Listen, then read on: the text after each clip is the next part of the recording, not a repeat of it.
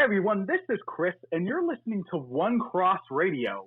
But today things are a little bit different. I caught a ride with my dear friend Carl Serizawa. What? we were together watching one of our favorite sports teams, the Miami Manatees, and then Carl said, "You know what? Your friend Nathan is right nearby. I can get you over to Monster Island pretty quick. Just respect social distancing. Don't bring anything back to the ship." So I'm like, all right, can do. I will make sure to say hi to our mutual friend Dallas through the door. We didn't see Bex flying by, but that's okay. And now we're here. We've got a bit of time because Carl hasn't watched the final 4 episodes of Clone Wars yet, so this gives him some time to watch, absorb, and then bawl, because that's going to happen. So today... I know. My intrepid producer and I have watched those episodes, so I know what you're talking about. Oh, my gosh. Also, just when I thought I knew everyone in the Serizawa family, there's another one? This is quite fascinating. You haven't met Carl. I think he was adopted into the family. I'm not 100% sure, but... with a name like Carl, I assume there was adoption involved. Probably, but it's a sensitive topic and I don't want to push it. I totally get it. Dear listener, if you notice that today sounds different, it's because we are on location on Monster Island. We are in the Monster Island radio tower with none other than Nathan Marchand and the intrepid producer, the always awesome Jimmy. Gentlemen, how are you doing today? Jimmy, are you upset at me? I'm sorry, man. I didn't know you'd want poutine. I didn't know if you'd like it. It's iffy outside of Canada. Even the Brits, who I share blood with, they don't like it. They think it's gross. I wasn't sure if you would. I'll bring some next time. I know where we can get some good stuff. I'm sorry.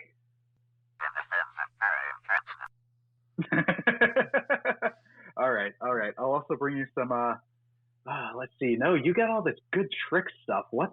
Oh, wait, I can bring you some sour Skittles. Apparently those aren't available outside of Canada in certain areas anyway. I know my You family say in the that, UK but I remember asks me. having them when I was living in Indiana, so...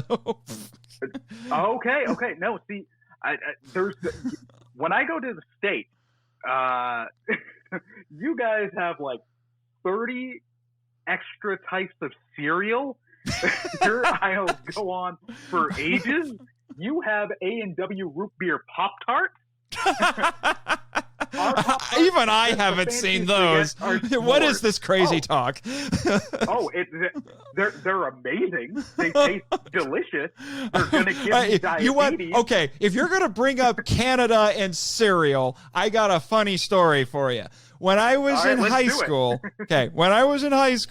my family took a trip to Canada. We essentially went up to, I lived in Indiana. We went up into Michigan, into Detroit, crossed into Canada, and went all the way around Lake Erie. Okay, so we went around and camped in Canada, and went on to the Canadian side of Lake Erie. Then we went over to Niagara Falls, spent a few days there, and then came around and went around the American side of Lake Erie.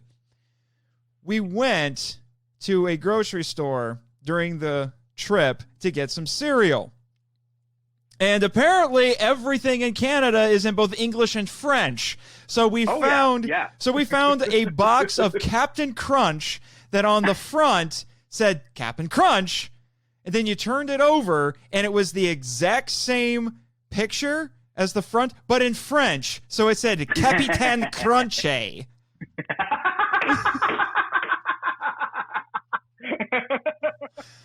As far as I know, my mother has still kept that because we thought it was that funny. She didn't throw it away. So it might be in storage someplace at their house, and I would love to see it again. I gotta find that. That reminds me of a buddy of mine. who, when he gets excited about things and jokes around, he'll stretch out the name so it sounds ridiculous. Like back when it was I can't remember how many years ago, but one of the more recent Olympics, and there was the hockey player Dion Phaneuf. He'd stretch it out where he'd be like, Dion Phaneuf, Captain Crunchy. Oh my gosh. Oh now my I'm just gosh. thinking about how there was, I don't remember I don't know if he's still playing anymore or not because everything got canceled by coronavirus. There was a popular hockey player who shared my last name, and I kept wondering if he was a relative somehow. I don't remember what his first name was or what team he played for. I just knew there was a popular hockey player with my name. You could heritage. No, down in the States would be .com. It was about to be like heritage.ca, but I don't know. Yes, you've already told me about how you grew up in Japan for a while and you had to learn to read cereal boxes in Japanese. How do you say Captain Crunch in Japanese? Oh, really? I'll take your word for it. So wait, but last thing though, before we dive into today's topic, because this is one I'm crazy excited to talk about and excited to talk, especially with you about, sir, is yeah, you become an avid fan of the show. It was interesting. I was communicating with you. You were doing your YouTube videos over the Heisei Gamera Trilogy, and I knew you before because we had talked before because you were a fan of the show, and I just got a hold of you, and it's just, hey, if for whatever reason you feel like doing an episode of your show, I even said this might be a little crass, just telling you this. If you wanted to do an episode of your show on the Heisei Gamera Trilogy, I volunteer as tribute. So, and then you got back to me and said, yes, I want to make it happen. Yeah. It's like, okay, do you want to come here or should I, fly back to the States? I was like, oh, I want to come to Monster Island. Okay. And then you said, and I want Jimmy on the show. Like, really? So congratulations. You were the first time I have guest starred on another podcast where you wanted not only me, but my intrepid producer who miraculously survived the infamous war in space, but he still won't tell me how. I'm not letting that go, Jimmy. I'm not letting that go. Well, part of the reason I wanted to do this on Monster Island was, one, it's friggin' Monster Island. But then you have, in this radio tower, you have such a cool setup. So I was like, ooh, I get to tinker with some much better toys. Don't press all the buttons. I'm not sure what all of them do. Heck, not even Jimmy is sure. I'm resisting the urge. If Men in Black taught me nothing else, it's don't press the red button until Tommy Lee Jones tells me to. Yes. So until he tells me to, I'm going to ignore this big red button. But I had to say this to Jimmy. Jimmy, the more I hear about your history and your story, I'm just thinking like, man, that could be really cinematic. And recently, over the past couple of years, we've gotten a bunch of big budget reboots and remakes, for better or for worse. I do think that your story would translate very well to the screen, but I think they've cast Tom Cruise to play you. It's just who I picture, and that could be amazing or just quite odd. But I just wanted to let you know, Tom Cruise, you'd be Tom Cruise. Wow, he's quite flattered. Really, you're going to talk to some people in Hollywood to get them to film the next Mission Impossible here. Good luck with that. I mean, he's already been joking with me the last couple of weeks about how the Toho movie based on his and many other people's experiences in the infamous War in Space, that fun little docudrama, he's already said it really should be subtitled The Jimmy from NASA Story, despite the fact that it looks like he dies before the last 20 minutes. So, okay. Hey man, unless we see someone get killed, and then if it's like Friday the 13th, that's no guarantee. Yeah, at this point, like I said, he won't tell me how it happened because if you listen to the first episode of my show, I talked about meeting Jimmy. I came here on a vacation, found out that there was a job opening for the film curator because there's a film vault here on the island. They had a job opening for that. I applied for it. I managed to get it. I mean, I was geeking out so hard because, as our friend Bex might put it, I'm kind of a kaiju otaku. And so I was super excited to work on this island. And I thought, I had done another podcast before Kaiju Vision Radio. I hadn't been on that for a while, but I want to do a podcast again, especially after I saw the radio station here. So I talked to the right people, the board of directors, who I still wonder about sometimes here. I've never seen them in person. I always have to communicate with them indirectly. And board of shadowy figures. Yes. Have you seen Evangelion? They remind me a little bit of Sele sometimes. I haven't seen Evangelion. All of your anime friends will get what I'm talking about then. And if you ever watch it, you'll understand why that's mildly terrifying. But but anyway, so I met Jimmy here, and I thought, what? I thought you were dead. And he said, I get that a lot. So how did you survive? And he wouldn't tell me. He refuses to tell me. I have been working with this guy for about 8 months now, and he still won't tell me. So my theory currently is that it was through the power of the retcon.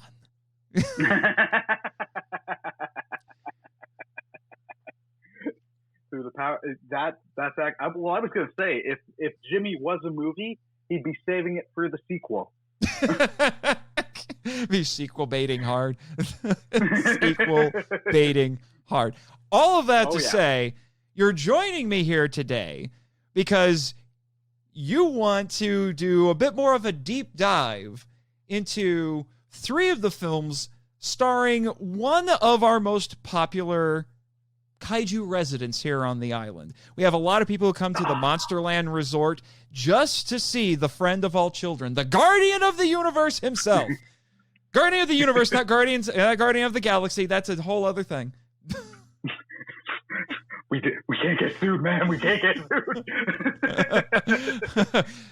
And I am, of course, speaking about Gamera. Oh yeah.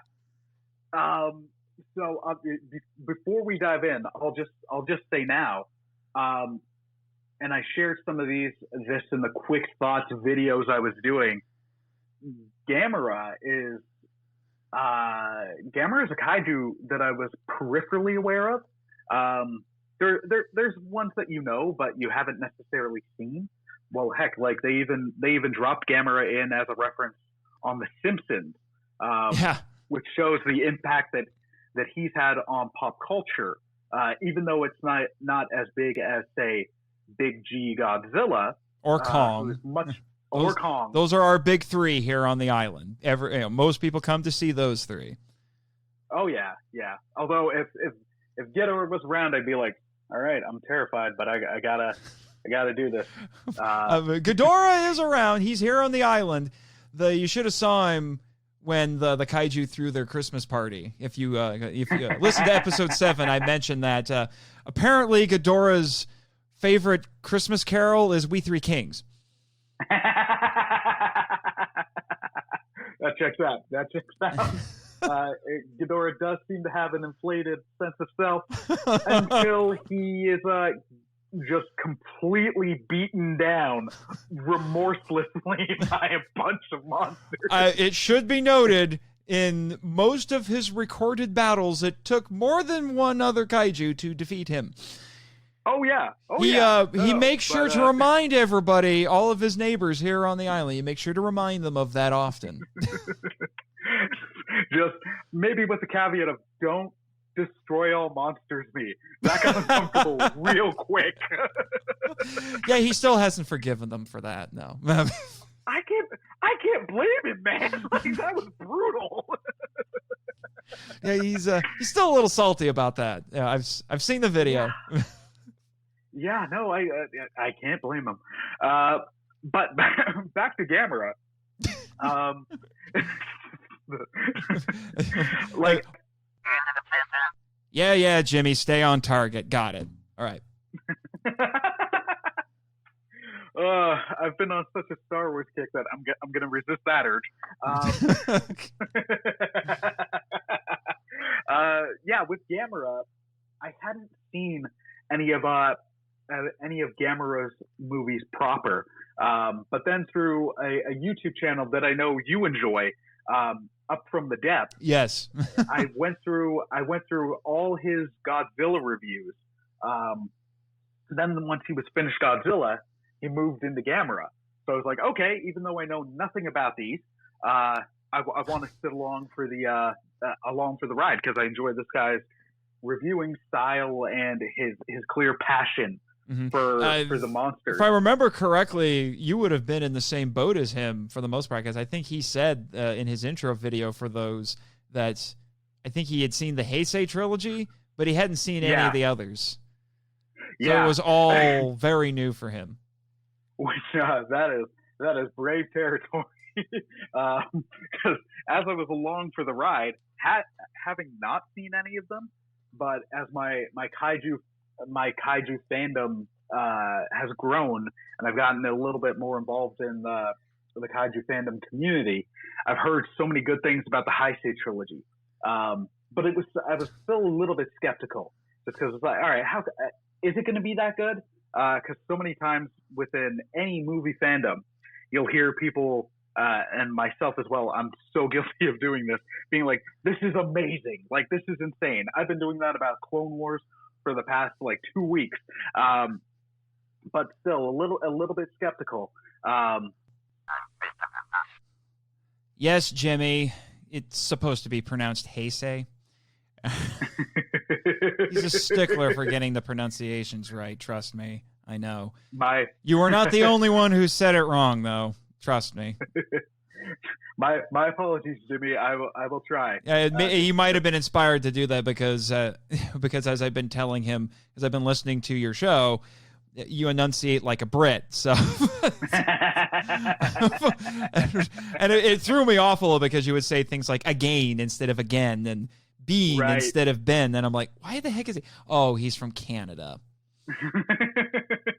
He's not a dirty American like the two of us. I get it now. Yeah, no. This is what happens when you're a podcaster and you spend a lot of time listening to podcasts and editing your own work. You pick up on people's speech patterns and their verbal tics and quirks.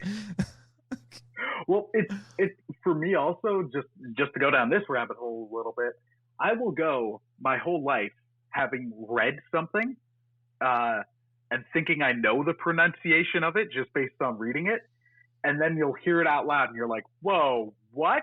That's what it sounds like? Yeah. I don't have a whole lot of room to talk. I'm from Indiana. You know, I am born and bred Midwestern American, so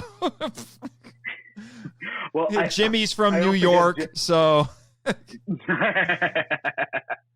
I do get Jimmy's impulse because whenever I throw on Batman Begins, as much as I love that movie, as soon as they say Ra's al Ghul, I'm like, it's Ra's. Stop it. It's okay. Ra's al Ghul. Okay. In their defense, nobody knows how to say that right. I've heard 3 different pronunciations. It has been. And I can't, and no one knows which one is the right one. I've heard Ra's al Ghul, Ra's al Ghul. There was a third one that I remember seeing a video about. Nobody knows how to say his dang name right. When in doubt, go with the pronunciation from Batman the Animated Series. Which I think was Ra's al Ghul. Oh, no, and I've also heard Raz al Ghul. I mean, that one's less common, but still. No one can agree on it, so personally, I think Raish makes a little bit more sense as it's supposed to be Arabic, but I'm no expert on Arabic, so it sounds a little bit more throaty, Oh, not throaty, nasally, like Raish, Oh my gosh. Feel free to cut this if you want. I don't care. Oh no, it's fine. This is the kind of thing that we do. Yeah, okay, so, just to remind everybody, even though I run a kaiju show, that is not the only thing I geek out over. Oh yeah, no, man. I will geek out over so many things. All right, so Gamera. Yeah, the original Ninja Turtle. You just did an episode on the Ninja Turtles. I had to bring that up. Nice. Oh, just slap a mask on him, give him a belt with a G. He's a Ninja Turtle. I think, oh man, the Ninja Turtles would be screwed. No, he wouldn't fight the Ninja Turtles. He'd be teaming up with the Ninja Turtles. What are you talking about? The Ninja Turtles will love him. They'd love him, but they'd go to attack the foot soldiers, and then he accidentally just knock a building over on him. No. The four Ninja Turtles would fight the foot soldiers, and Gamera would fight the Technodrome. That's how they parse out the assignments. They're like, they all look up. It's like, Gamera, you get the Technodrome. We're fighting the foot soldiers. We'll fight Shredder. You fight the Technodrome. I would pay to see that. I would pay. Someone make that happen. I want to see that now. Give me some insane fan art. I want to see Gamera fighting the Technodrome with the turtles in the foreground, fighting Krang and Shredder with foot soldiers. That would be amazing. That'd be amazing.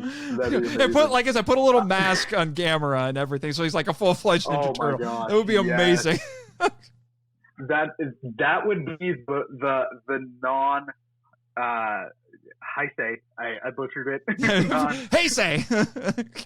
Non-Heisei version Gamera that I would accept, because at this point I love the trilogy version of Gamera so much that I'm like, all right, I got to remember if and when I check out the Brave to know this ain't it. I will tell you. Okay. Film. Okay, I will tell you. This, preparing to be on this episode was interesting because I'm like, watch the Gamera Trilogy, 3 of the best kaiju movies ever made, so good that they transcend the genre. Wow, I need an excuse to do that. And this is actually a little bit of a warm-up because there are no Gamera movies on the docket for the upcoming season of the Monster Island Film Vault, but I am putting proposals together to submit to the board of directors because they have to approve everything that I do. I am including this trilogy in my proposal for next season, and I am praying that they approve it because I will fight them tooth and claw. Saber tooth and claw to cover this trilogy because it is that important in my mind. Outside of that, if I can avoid the Showa Gamera movies, unless it's the MSD3K episodes, I will gladly do it.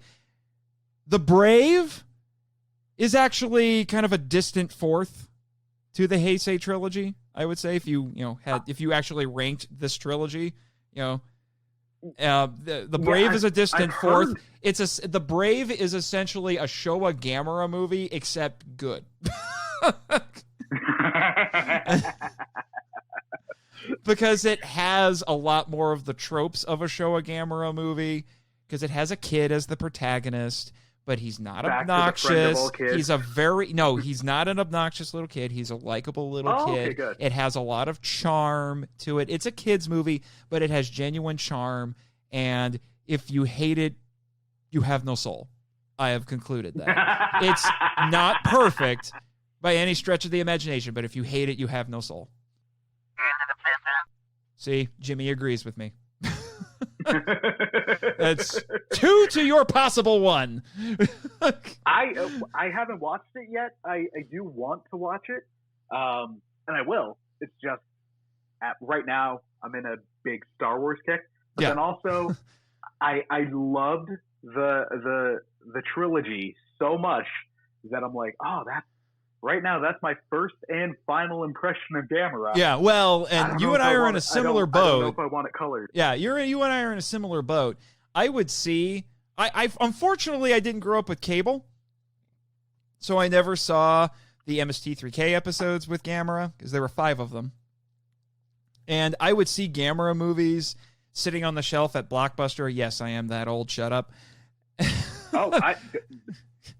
We're in a similar boat, man. Yeah, I would see them on the shelf. We're there, homie. But for some odd reason, despite the fact that I was getting into Godzilla at the time, I didn't really have much interest in watching them. And then I started hearing about Guardian of the Universe when it had its limited theatrical run here in the United States. Thank you, Siskel and Ebert. And it piqued my interest. I wasn't able to see it in a theater because it never played anywhere in Indiana, as far as I knew. But I managed to catch it when it came out on video. So my very first Gamera was Guardian of the Universe. So nice. To say that set a high bar would be an understatement.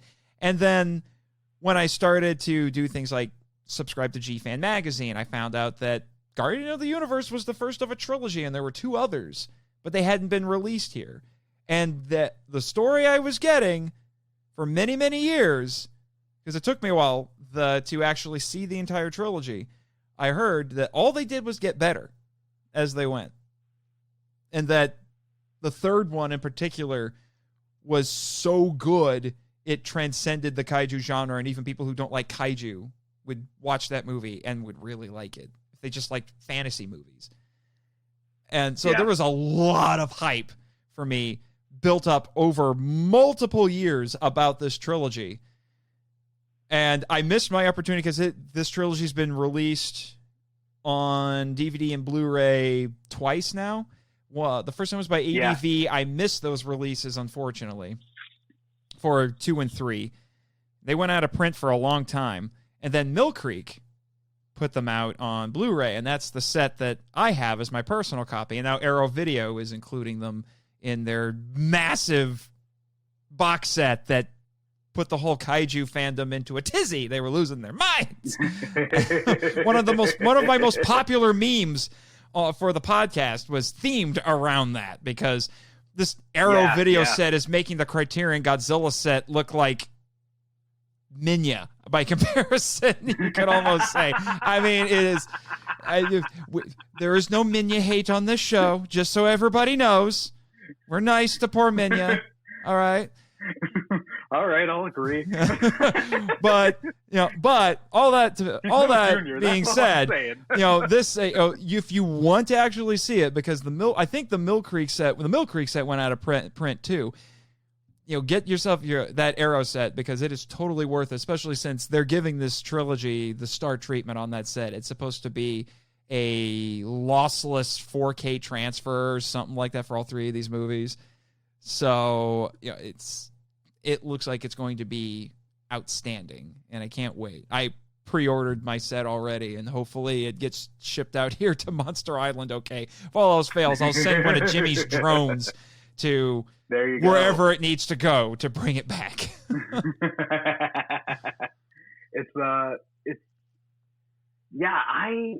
I watched them earlier this year for the first time. I had heard about them. The Up From the Depths reviews did get it got my interest. It planted a seed. But I was still like, for a while, my big monsters are Godzilla, and there's so many films. 30. I think it's about 35 now. Yeah. If you count the anime trilogy as 3 separate movies, I think it's 35 now. All right. I think. I could be off. If this was one of my episodes, Jimmy would either be correcting me right now or making a note to correct me in his follow-up blog. That's what he does now. He managed to convince the board of directors to let him do follow-up blogs where he gets to riff on me and correct me and my guess the week after. What he didn't realize was there was another clause in that part of the contract that said that if I say anything on the air for him to do for the blog, he has to do it. So Nice. Yeah. Nice. Take that, Jimmy. Buddy, just hope he doesn't get you to watch the first half of Turbo or just Turbo Power Rangers movie. I'm a little scared of that thing. I'm meaning the season proper. The first half is rough, man. That show's reputation precedes it. So, this is a complete rabbit trail, but I'm going to tell you, I remember when that was first airing. My interest in Power Rangers was a little bit short-lived, probably because I was right on the cusp of the target audience for it, and I outgrew it really fast. Although I've since then learned some things about the show that I think are actually really cool. In particular, Jason David Frank, aka Tommy, being a real MMA fighter and a Christian, which I think is super cool. But I could not wrap my head around how they had a 10-year-old kid as a ranger who would magically grow 6 inches when he morphed. I'm like, how does it? What is this, like mini Shazam? Is that what this is? I don't understand. How does this work? That's definitely something they lifted from Super Sentai, from Die Ranger, which was the season that Mighty Morphin season 2 was loosely based on. It's where they got the White Ranger suit, the Thunder Zords, and some of the monster footage. In that season, the White Ranger was a 10-year-old boy. What? When he morphed, he would get into the body of an adult, but he was a little bit more. What's an awkward way of putting it? He had some focuses that children around that age do, because he's maybe not 10, maybe he's 12. So he's noticing things and focusing on certain body parts, shall we say. Oh, so boy. I'm glad to see they didn't take that influence. Anyway, Gamera. Gamera, because that's what we're talking about. So I finally sat down to watch the movies just because I just finished watching the 54 original Gojira and then Shin Godzilla, and a couple of the other Heisei films, because I did. Heisei, sorry. You're going to be very self-conscious for the rest of this podcast. Going to be well. I just don't want to piss off Jimmy. Judging by the look on his face, I think he gave up. All right. It'll be an extra large poutine next time I come down. I'm sorry. He's just I just see him sitting there with his earphones in. He's just shaking his head. He's just like, I give up, man. I give up. I say every episode, I can't words, man. You gotta roll with this. Oh my gosh. So anyway, it was in that where I was like, I'm really digging some of the serious stuff that you can do with the kaiju film genre, but also I do like some of the fantastical. Even around that time, I was watching Godzilla and Mothra, where Batra showed up, and Batra was just super gangster. And then it's like, okay, you know what? I am going to, yeah. Jimmy totally agrees with you about Batra because he's into gangsta rap, so he knows what you're talking about. Jimmy and I have talked. We talked Wu-Tang Clan over Twitter the other day, and I was like, yep, Jimmy knows what's up. Yep. Anyway, Batra, which leads apparently leads to Gamera. So. It's the thing of something looking, even Batra in that movie has a good mission, although he's harsh, because it's like, I'll protect the world, but I don't give a crap about humans. And that reminded me of something that people have said about, especially the third Gamera film in the trilogy, which I love that intro, and that look is my favorite. So I was like, you know what, I'm going to sit down and watch these. And the problem was the versions I could watch at that time were the dubs. Oh, and I hurt for you right now. It's like that pain has traveled through space and time. And is now hitting me right now. The dubs for those things are not great. Oh no, I got like it's interesting because this has come up with Bex. Like you could the old Godzilla films, or even some of the Heisei ones, when you got the dubs, like they're bad, but there's at least a little bit of a weird charm to it because the words come in like 30, not 30 seconds, but like a good 2 to 3 seconds after the person says it. Yeah, you can thank those and martial arts movies for creating the stereotype that dubbed Asian films have horrible dubbing. Yeah, but with them, it's like either the actor's face would not match the tone, or it would be just something ridiculous.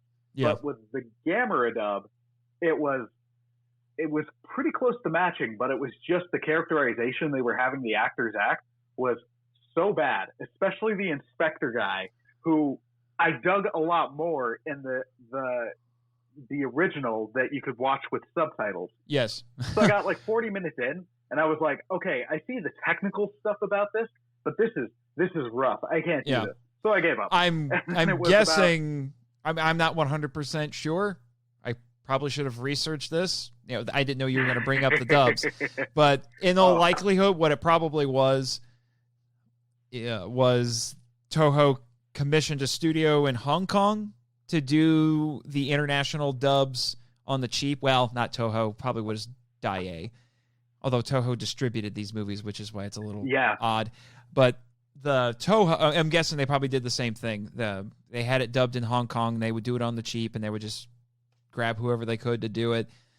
Whereas with a lot of the Showa Godzilla films, those were being dubbed, particularly the ones from the 60s, were being dubbed by people like AIP or Titra or something like that, and the dubs sound much better.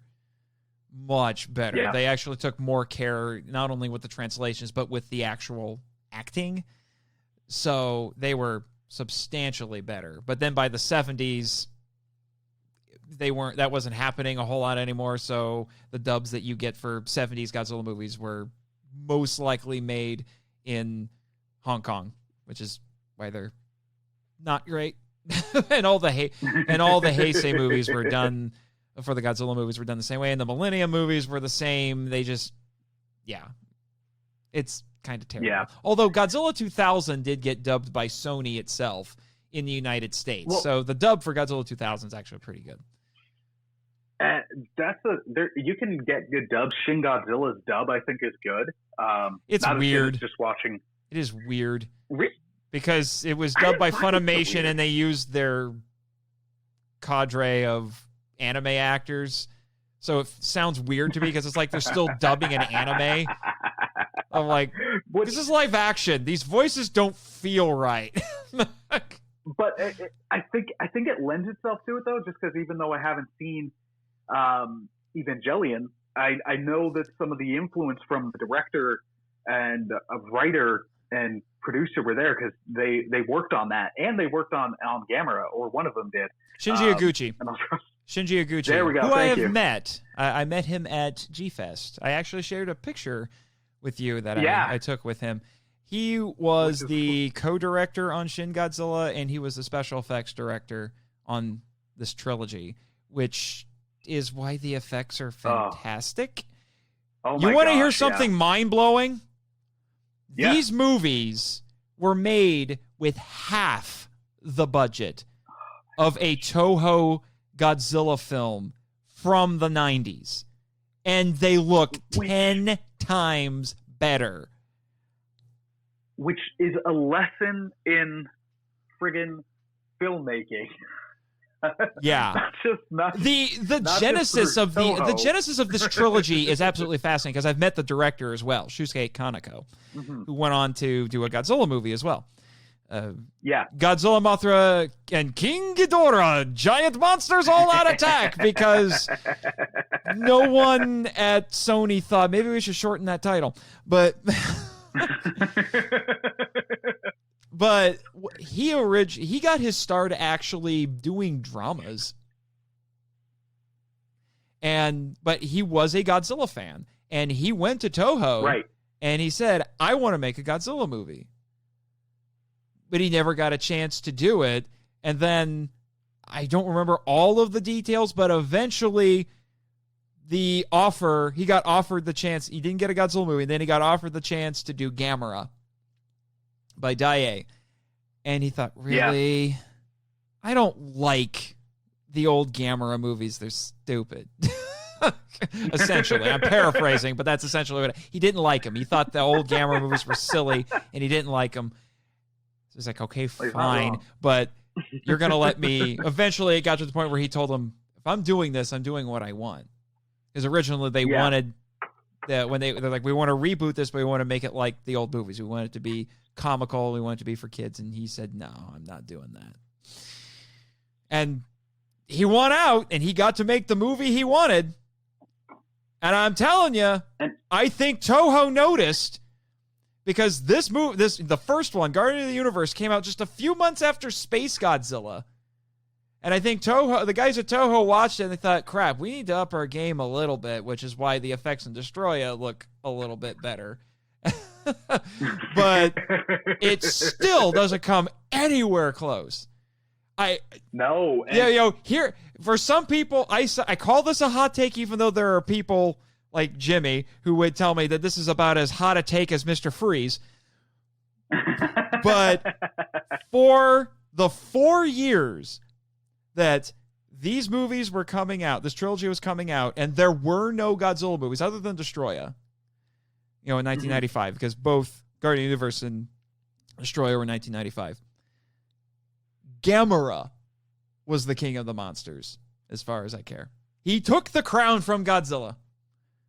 The guy who in the 60s was started by Daiei Studios because they wanted to cash in on the kaiju craze. They wanted their own little version of Godzilla. But he was, in a lot of people's minds, a pale imitation. Subtly, Shusuke Kaneko shows up and says, let me show you how to do a gritty reboot right. And he makes Gamera king of the monsters. He makes Gamera the coolest kaiju around. Yep. It is astonishing, and I love the irony of it. Oh, yeah. Well, it's so interesting just because my thought behind it is, I base it on nothing, but it just wouldn't surprise me. I think it's something we can all relate to, where it was, he wanted to do Godzilla. They said no. It's like, okay. I'm gonna do this better. I'll show you what you're missing. Yes. It maybe lit that fire. Where it's like, I'm gonna do it. I'm gonna do it with someone who you look at as a joke. Yes. Because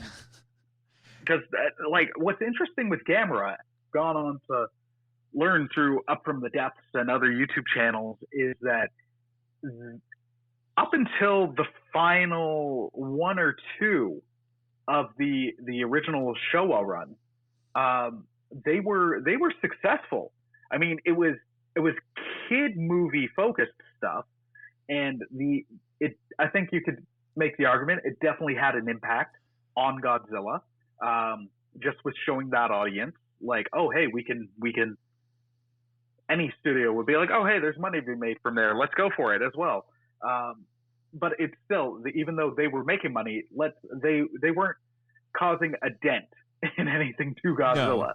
No. And they were looked at as like, no, they're the inferior films. But then taking someone who had two borderline, if not full-on bombs, who had been on ice, who didn't have the huge cultural impact that Godzilla did. Because even though Godzilla went out with Terror of Mechagodzilla and then chilled for 9 years, Gamera had a very different experience. Even though Terror went out not with a whimper, but it made the least. Yeah, it's technically in terms of box office the least successful Godzilla film out there, which makes me sad. It's definitely, it has gotten the appreciation it deserved since then. Yeah. And to be honest, it's actually Terror of Mechagodzilla is actually one of my favorite Godzilla films, one of my favorite kaiju films. Although I will admit, at least a small part of that is the nostalgia, because that was my first Godzilla film. That's fair. But that's one even if I remove the nostalgia, there is Sorry. a lot of things in that movie to appreciate. Oh yeah, no, they stepped up their game with that one, but it went out with a little bit of a whimper. But it's not like it bombed financially and critically, right? Yeah. So Godzilla coming let's back. just say, if like, you want to compare final films from the show, from their respective Showa series, Terror of Mechagodzilla is head and shoulders, knees and toes above Gamera's Super Monster. It hurts to even name that movie. I'm not even sure it's a movie. I don't know what Super Monster Gamera is. Well, I don't think they know either. I have joked on numerous occasions that there are 3 questions that plague mankind and have for many, many years. One is, what is the meaning of life? Some would argue it's 42. Another one is, why do bad things happen to good people? And the lesser known but still important third one is, why does Gamera Super Monster exist? And the only answer I've heard, actually, my friends at the Kaiju Apostle podcast actually tried to, I posted that on Twitter, and they tried to answer it by saying money, money, and money. Yeah.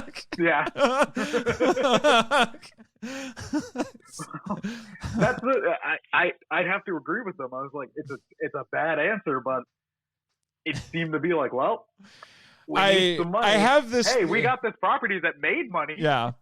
I have a lot of things I could say about Gamera Super Monster, but let's stay on this trilogy. But so you have Shinji Iguchi doing the special effects. You have Shusuke Kaneko in the director's chair, and I can't remember the screenwriter's name off the top of my head, but the same screenwriter wrote all 3 of these movies.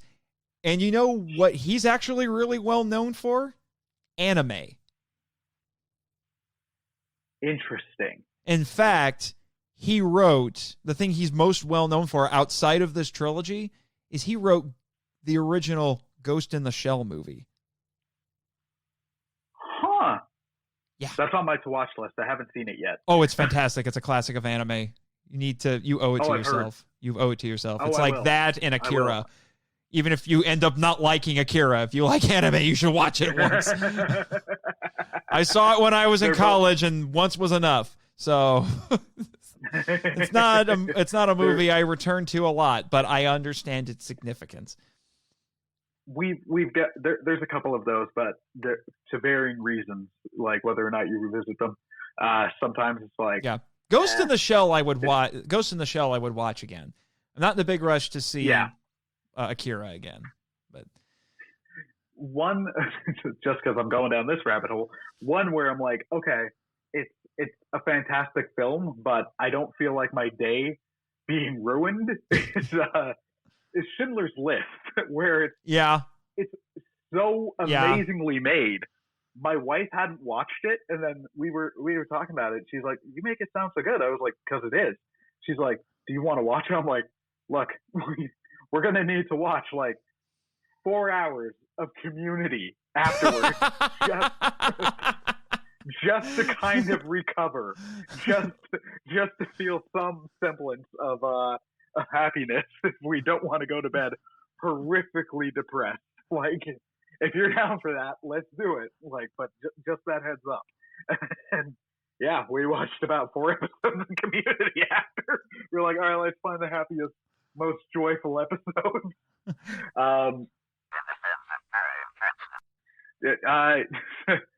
Sorry. Yeah, Jimmy, it's Community, man.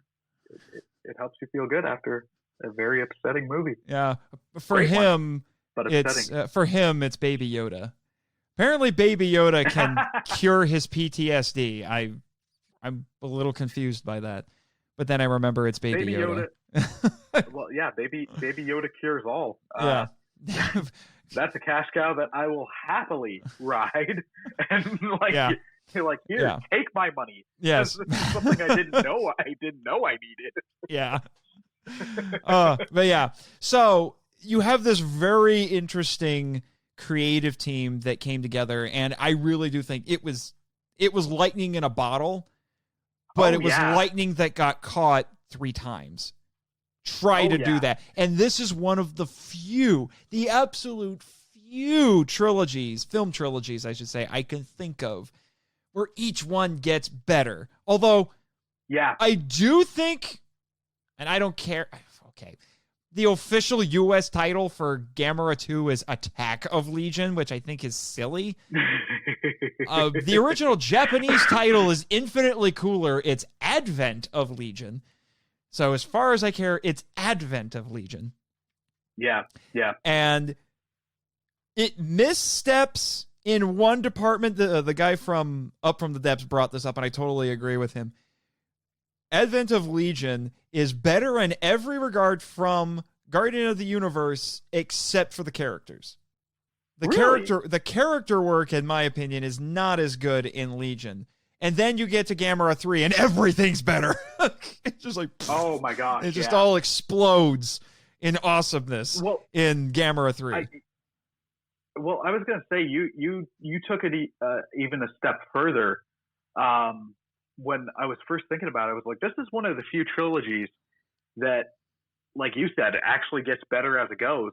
But my initial thought was like, even most really good trilogies that people can cite, how rare is it that the third one is considered the best one? Yeah. It's incredibly rare. I know some people say Return of the Jedi is the best Star Wars movie, but they're a minority.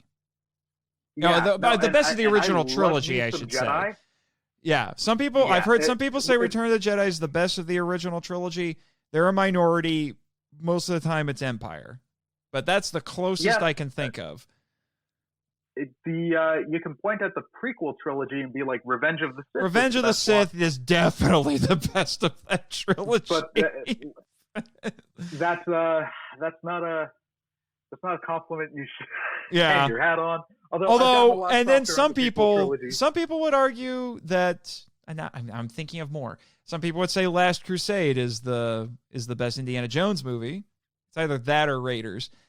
And some people would say that Back to the Future Part 3 could be the best of the Back to the Future movies. I tend to say it's the first one followed by 3, but we're not here to talk about any of those.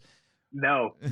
Although just for that Star Wars train, I will quickly say I do think out of the sequel trilogy, Rise of Skywalker is the best one, but it also had an impossible job to do all the lifting of the other 2 movies. I'm gonna stop. I'm sorry. I don't want to get into some. I don't want to get into any controversy right now. I want to stay focused on Gamera because we'll talk Star Wars later. We will do a separate Star Wars. And don't Jimmy will get all up in that right now. I mean, I can already see him. He's seething a little bit in the producer booth right now. You see that? Look at that. The fact that you even brought up the prequels, I think he's twitching a little bit. Yes. He is a stalwart prequel hater. Stalwart. I was, but Clone Wars went a long way, and fan cuts, the anti-cheat cuts in particular. But anyway, so yes, it's one of those rare opportunities. Yeah, rare opportunities where it gets better as it goes. And that's saying a lot. So I mean, surprising.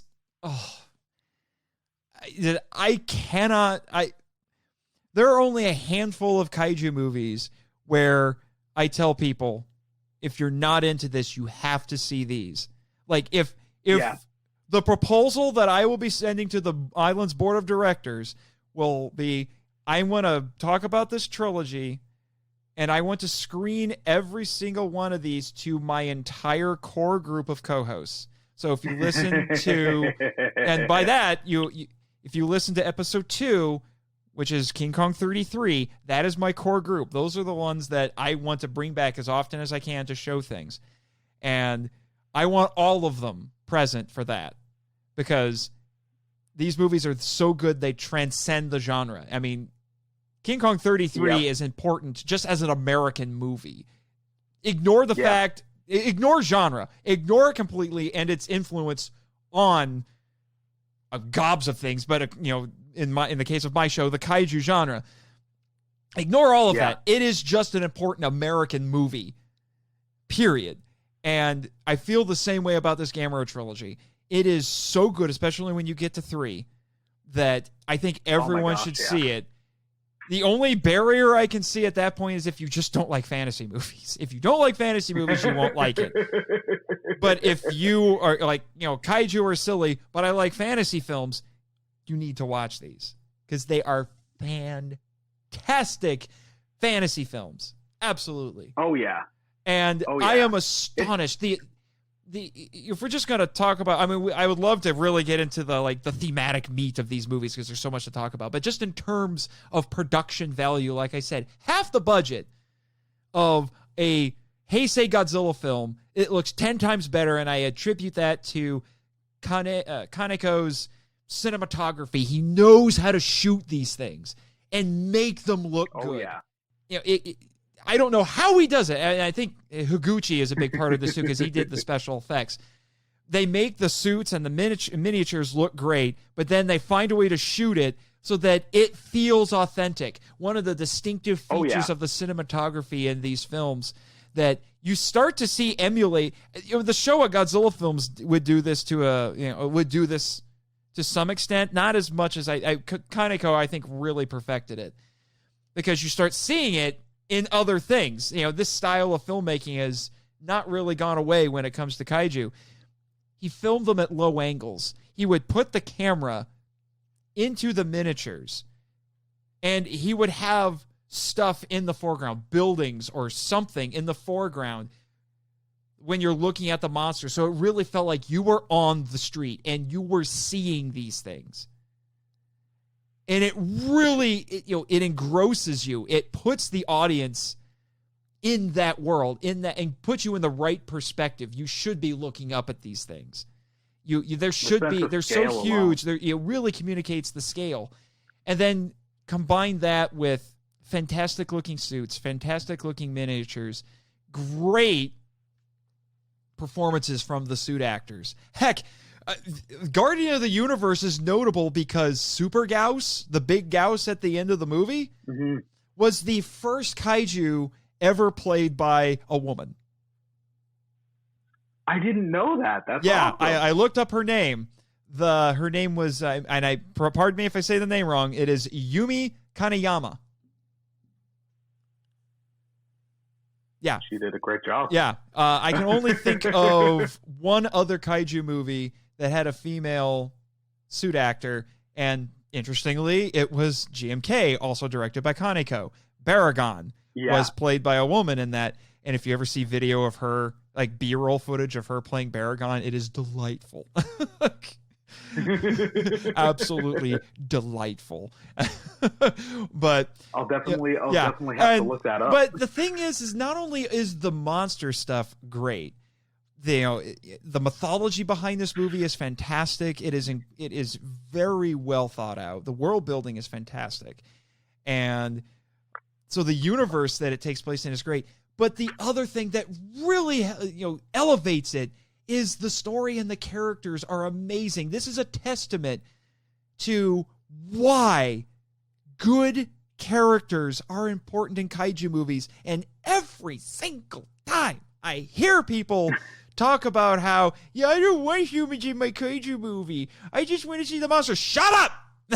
The writer in me just gets angry. I'm like, I am not so much of a fanboy that a movie of nothing but monsters is going to hold my attention. I will get bored. I don't care how fantastic all that kaiju stuff is. I will get bored. I want good characters. I want an interesting story. This gives it to me. This, in many ways, is what the Heisei Godzilla series should have been. It had the potential to be this, and it wasn't this. The guy from, I don't remember if the Up From the Depths guy brought this up or not, but you have, and you and I have talked a little bit about this in reference to Star Wars, how there's a contingent in the Star Wars fandom and kind of just in geek fandom in general where they freak out over female characters being in it because they want to read agendas into it. Yeah. If you want to, look at this Gamera trilogy. most of the important characters in this trilogy, interestingly enough, are women, and at no point am I thinking about whether or not they're Mary Sue's or, perfect little girls or whatever. They are just allowed to be good characters in a good story. They are not bogged down by any of this, and it is amazing. I never think about that. All I get is like, just give me good characters. I don't care what their gender or their ethnicity. I don't care about any of those details. Just give me characters, good characters, and that's what this gives me. In fact, you want another mind-blowing fact. I don't know if you knew this. I need to scroll through my notes to find her name because I am awful. And I over-prepare for everything, hence why Jimmy has to write blogs after every episode. But Asagi in these movies, the girl who is essentially Gamera's priestess. Yes, there we go. She is played by Steven Seagal's daughter. What? Yes. Wow. I dare you to look at a picture of her now and not see the family resemblance. Yeah. Ayako Fujitani, she is the daughter of Steven Seagal because Steven Seagal's first wife was Japanese. Oh my goodness. I gotta look that up. Yeah. I can't right now, but I gotta look that up. And let's be honest, she's a better actor than her dad. Well, I was gonna say, she inherited maybe the charisma, but got the acting muscle a lot more developed. She might not have gotten the roundhouse kicks, but she got the acting chops. Yeah. No, I agree with everything you said. There's so much to dive into with these three. And which is why I can't wait to do it on my show, man. Yeah. My show is known for doing deep dives into every single movie.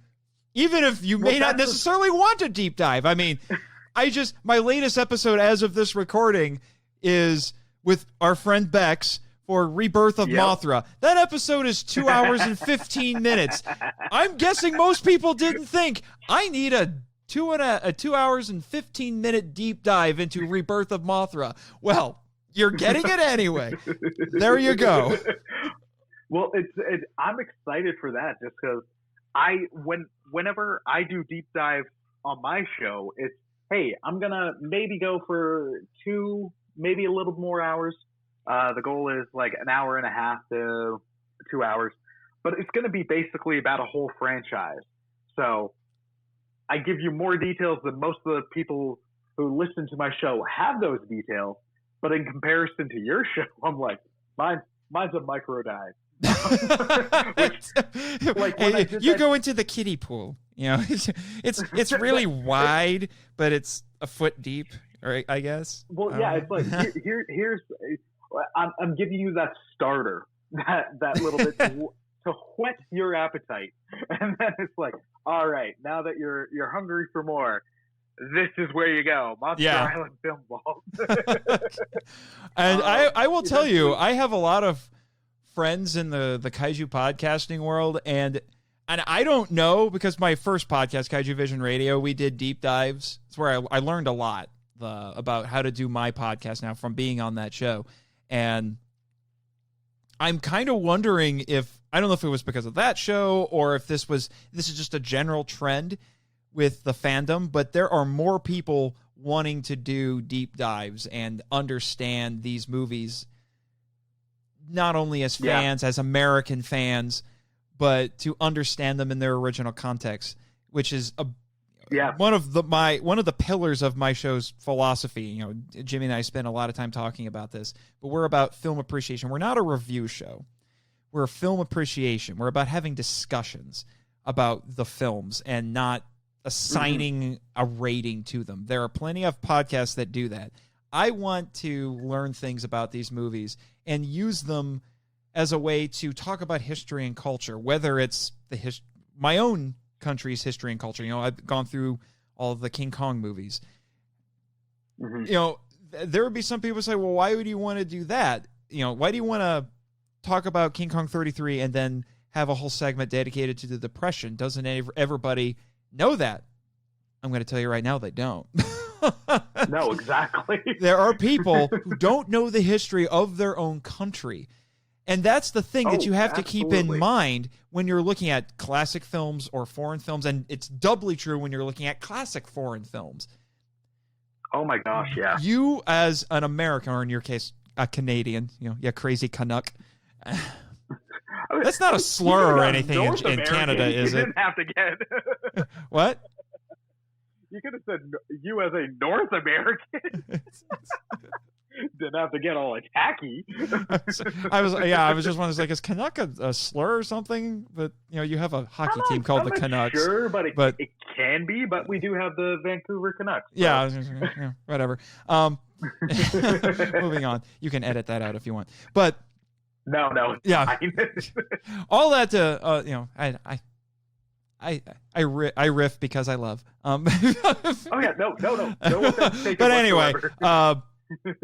But we are removed from these films. If it's a classic American film, we're removed because we're not the original audience. We are not the 1933 audience that would watch King Kong.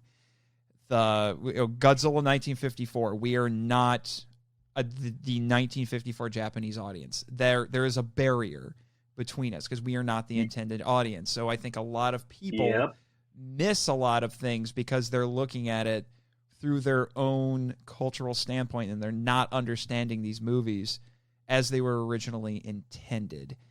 And absolutely. So one of the things that I try to do with my show is to break those barriers, is to try to break some of those barriers down. You can't break them all. It's impossible. There is no way that I, as a modern day American, even living here on Ogasawara and working here too, it's technically part of Japan. I mean, and I have plenty of Japanese coworkers, but I can never be that 1954 Japanese audience. I can't. But I can learn things that can help put things into perspective, but I can still never quite get there. I'm still always going to be a little bit of an outsider, which is fine. Yeah. But, but you can pull the curtain back a little bit farther with all that you can learn.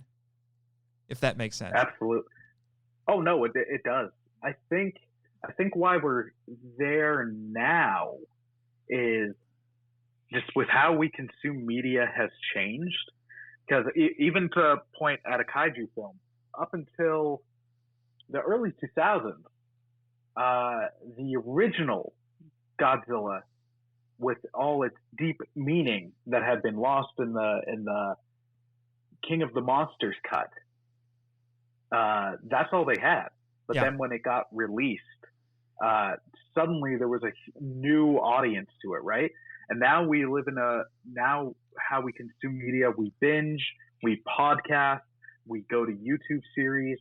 Now it's like I can have access to this information even if it's not firsthand. Somebody else who has dived into this. The Wikipedias or the Wikizillas or Gojipedias. Or like it's there. So now if you have that interest, you can pursue it. And I dig that a lot. Like I had the Star Wars fandom when I was a kid. So I had the EU, and you can go deep. And I like that a lot. But I also like that you can choose to do it.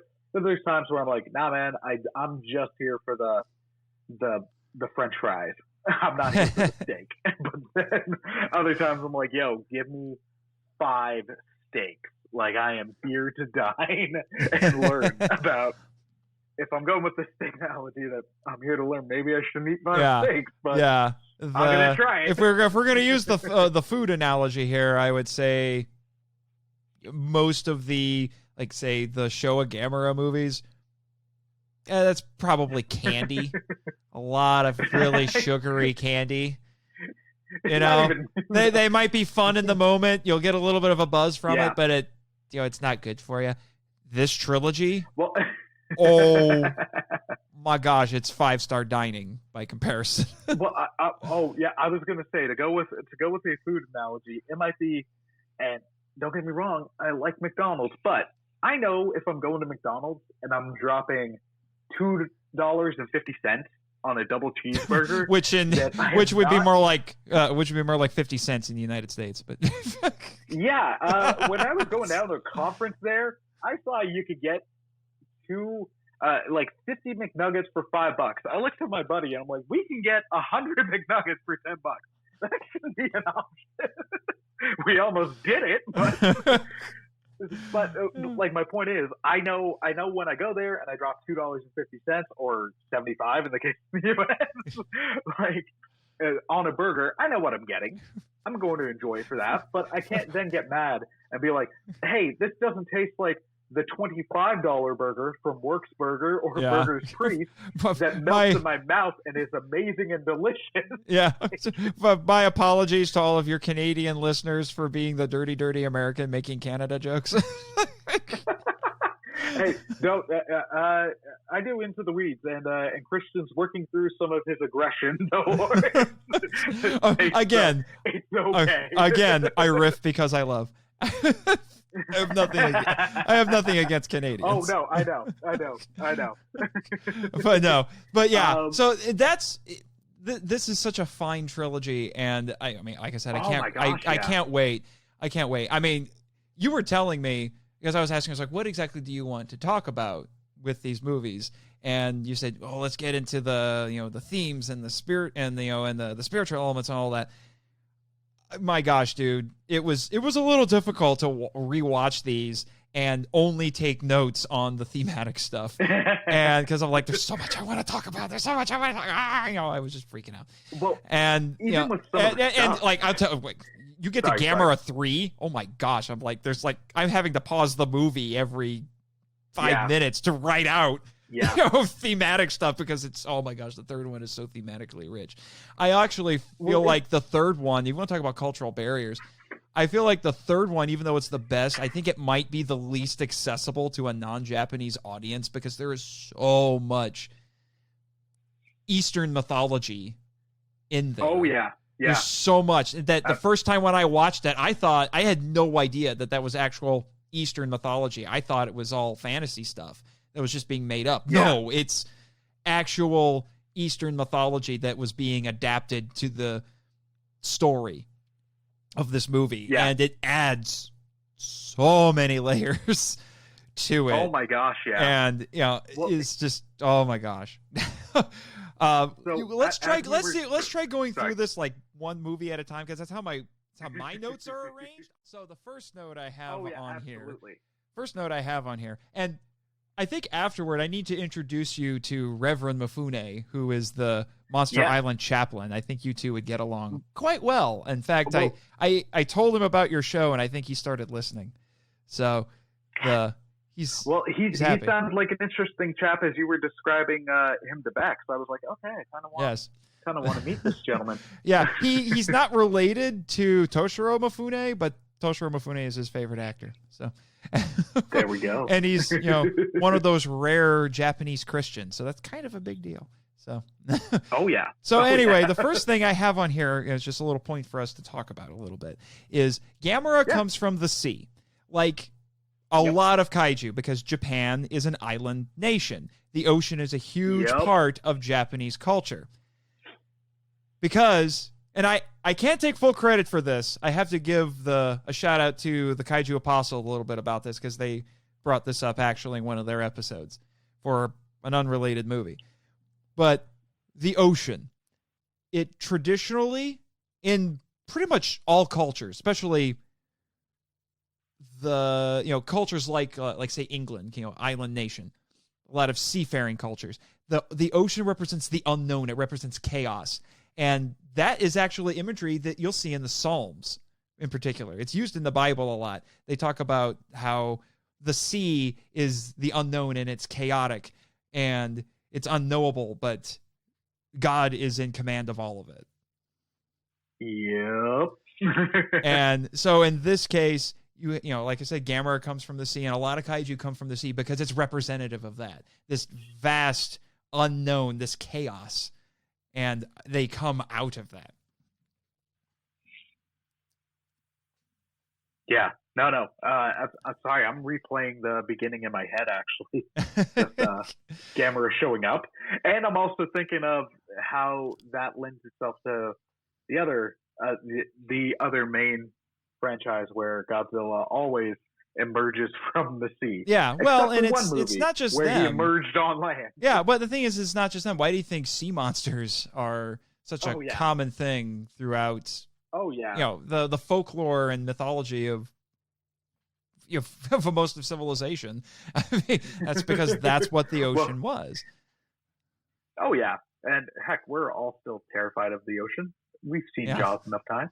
Well, yeah, but there's a little bit of a Lovecraftian, I think, fear of that because it's so huge. You feel small. Oh yeah, by comparison. Well, we feel small. It's huge. We know not everything in there's been found. Yeah. So there's room for that fantastical thing, which you'd be like, no monster could just show up on land, or it would take a lot of explanation. You could write it off. Yeah. But if it's coming from the sea, you could be like, all right, I can buy this. Yeah. Yeah. And then, unless you have some more to say about that, I can go to my next point. Sure, please. Okay, my next talking point. Atlantis. This one actually kind of applies to all three of the movies, but I did some digging a little bit on Atlantis, because Atlantis is something that we've all heard.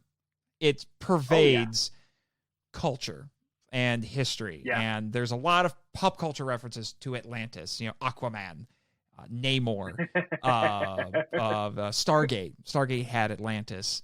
It's all over the place. It's this ubiquitous thing.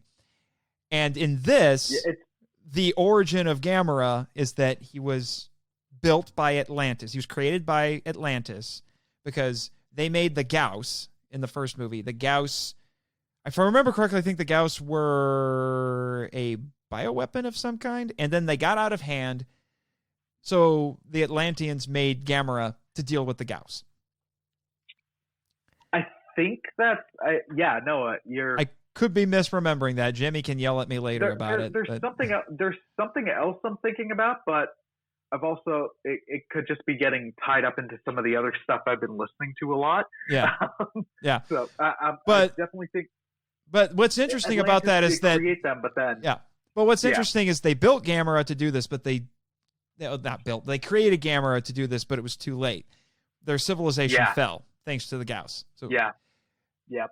And I find that interesting. So they were undone by their own hubris. Is really what it was. That is a story of hubris. And I actually looked into it. Again, I don't have all the details here, but that actually is pretty much the story of Atlantis, even in mythology. I found out that Atlantis actually first appears in the writings of Plato, and it was a naval power that besieges Athens, and then the Athenians repel them. Unlike the rest of the world, like they took out every other country and city that they went after, but the Athenians beat them. And then Atlantis loses favor with the gods and sinks as a result. I had no idea about that. Yeah. Because I just had to look at this, like, we talk about Atlantis a lot in this trilogy. So I looked at it. So they had took that story and adapted it. It's still another story of hubris. Yeah. And I find that fascinating. That added such a cool layer, especially as they keep going to that well, especially in the third. Yeah.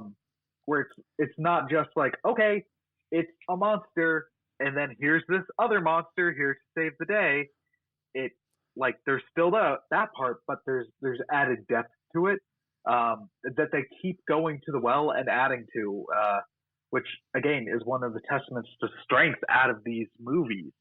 Because it's not even like they so many times in trilogies or other movies where it's like, hey, we give you the origin, but then here's this part you didn't know that's a borderline retcon, where it's like, this feels organic, like it was planned from the get-go. Yeah. I know I'm jumping ahead to the third, so I'm going to try not to. And we can we can talk about that because we're talking about Atlantis, because you find out in the third one, they expand on that idea, and you find out that the Gamera we see was just the latest one. They tried multiple times. I think they even called them betas.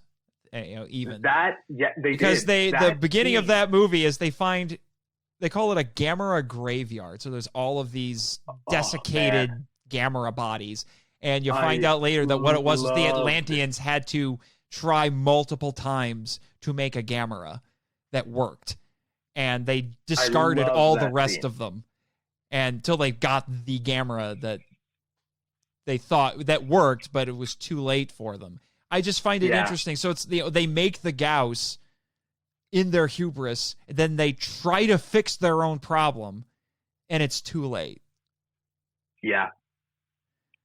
And it's a classic story. It is a classic story of the tragic hero. In this case, it's being applied. It's the backstory for an entire civilization. But let's be honest, that is a universal theme. We all understand that. Oh yeah, absolutely, and it's one that lends itself, especially when you're getting to the add-ons of like the last of its kind. When we got there, or you found out later in the movie, the beta testing part. But it's just kind of like that just adds so much to it, where it's okay. It presumably had a people, and it's just trying, and it's doing what it was supposed to do. Just too late for the originals. Yeah. And what makes it interesting is you find out that the way that the Atlanteans made Gamera work is they put in, this was part of their mythology, although there is some non-mythological elements that go along with this. Is very Eastern. There's apparently an energy, not the force, but an energy that is the life force of the earth. It's called mana. Not manna from heaven, mana. And they infused it into Gamera to give him life. And he can, as we see in Gamera 2, he can weaponize it if he has to. Yeah. But there's dire consequences for that. And the reason why the Gauss keep showing up is because they're showing up because the Earth's mana is being depleted. And so it's being depleted because of the actions of mankind. So the idea in this trilogy is the Atlantis was undone by its hubris, and now humanity is going down a similar path, and they need to stop. And they're suffering the consequences of it with the Gauss, and Gamera is still trying to fix it, but it's too much. What's also interesting with that, and we can dive into it more when we get to the third, is in the first two movies, what they really do a great job with is the link Gamera has to humanity through the priestess. And then when we get to the second one, when he does that the mana attack, he loses that connection. Yeah. And then we get to Iris, and Gamera looks rugged. It's a whole new suit, but I love that suit. But it also does symbolize... They had two suits for that one because they had Nightmare Gamera that appears for 10 seconds. Yeah. The fantastic part of that is he's lost his connection to humanity, where he's still about saving the world, but especially in the first couple minutes, because he's gone off into the wilderness almost, he's lost that connection. Yeah. He now doesn't care as much about like the people aspect, which this trilogy never did the friend of all children thing. But no, the closest that we get to that, as if MST3K popularized this term, the Kenny. Yeah, the Kenny, which is applied to any kid character who appears in a kaiju movie, not just Gamera. And the closest we get to that is Asagi.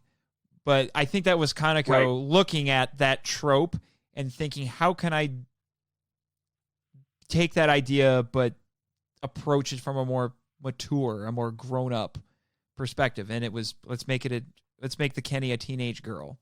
So it's still kind of a kid, but she's older, she's more mature, and Yeah. You can have that connection, but the connection makes sense as opposed to it just being completely inexplicable. In the original movies. And they did it so well with that other kaiju films that have done stuff where monsters have had connections with human characters, it's few and far between that it works fully. Yeah. Or it's not uncomfortable and awkward. Yeah. Look at you, some Kong films. Kong 76, man. Jimmy said on that episode, he can attest to the sliminess of the 70s.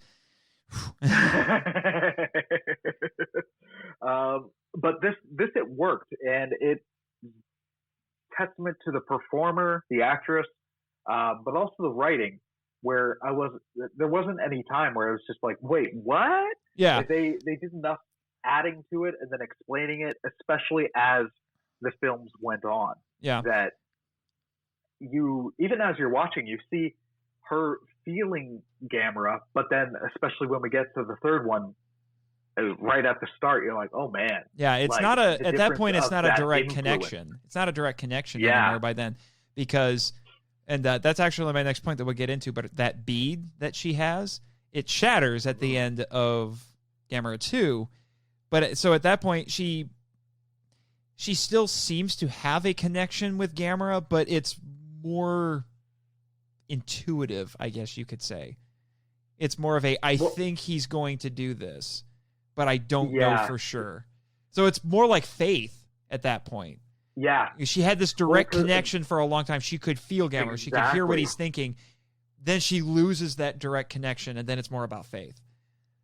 And that's actually kind of a fantastic idea. And it's my understanding, I have, even now here on Monster Island, I still have a little bit of a limited understanding of this, but my understanding is that the concept of faith is, at least in terms of the Japanese language, is a very odd concept. It's difficult to translate because it doesn't make a whole lot of sense, not only within the Japanese language, but also within Japanese culture as well. Right.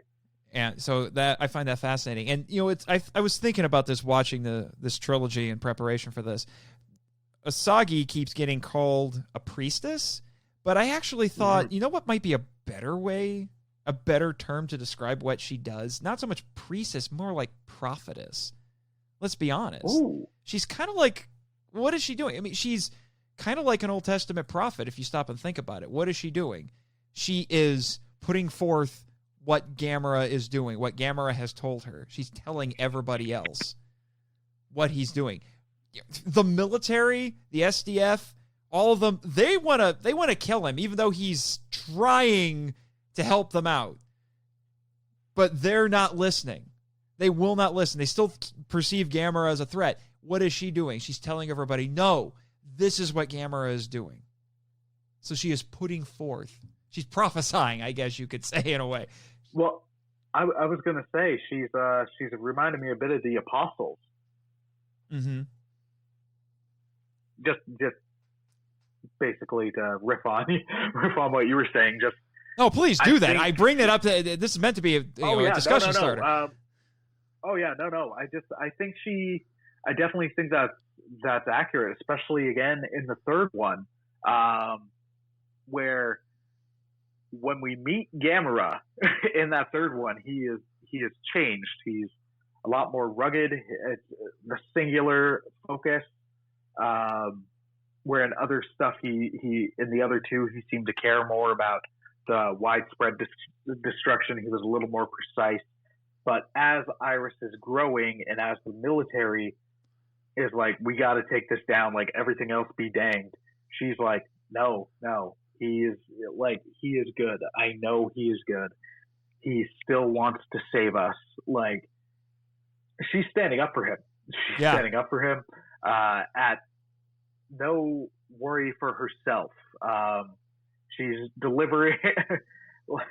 She's not equating at all Gamera with Jesus, but the similarity of she is, even though there's a question about him, And whether or not he's still good, she is very much like, no, he's here to save us. This is the evil. He will stop it. And then Gamera shows that in Iris. Yeah. You say you don't want to equate Gamera with Jesus, but when we get to Gamera 2, I think there are parallels to be drawn. Oh, they lean on it. They do. But speaking of my comfort level, yeah.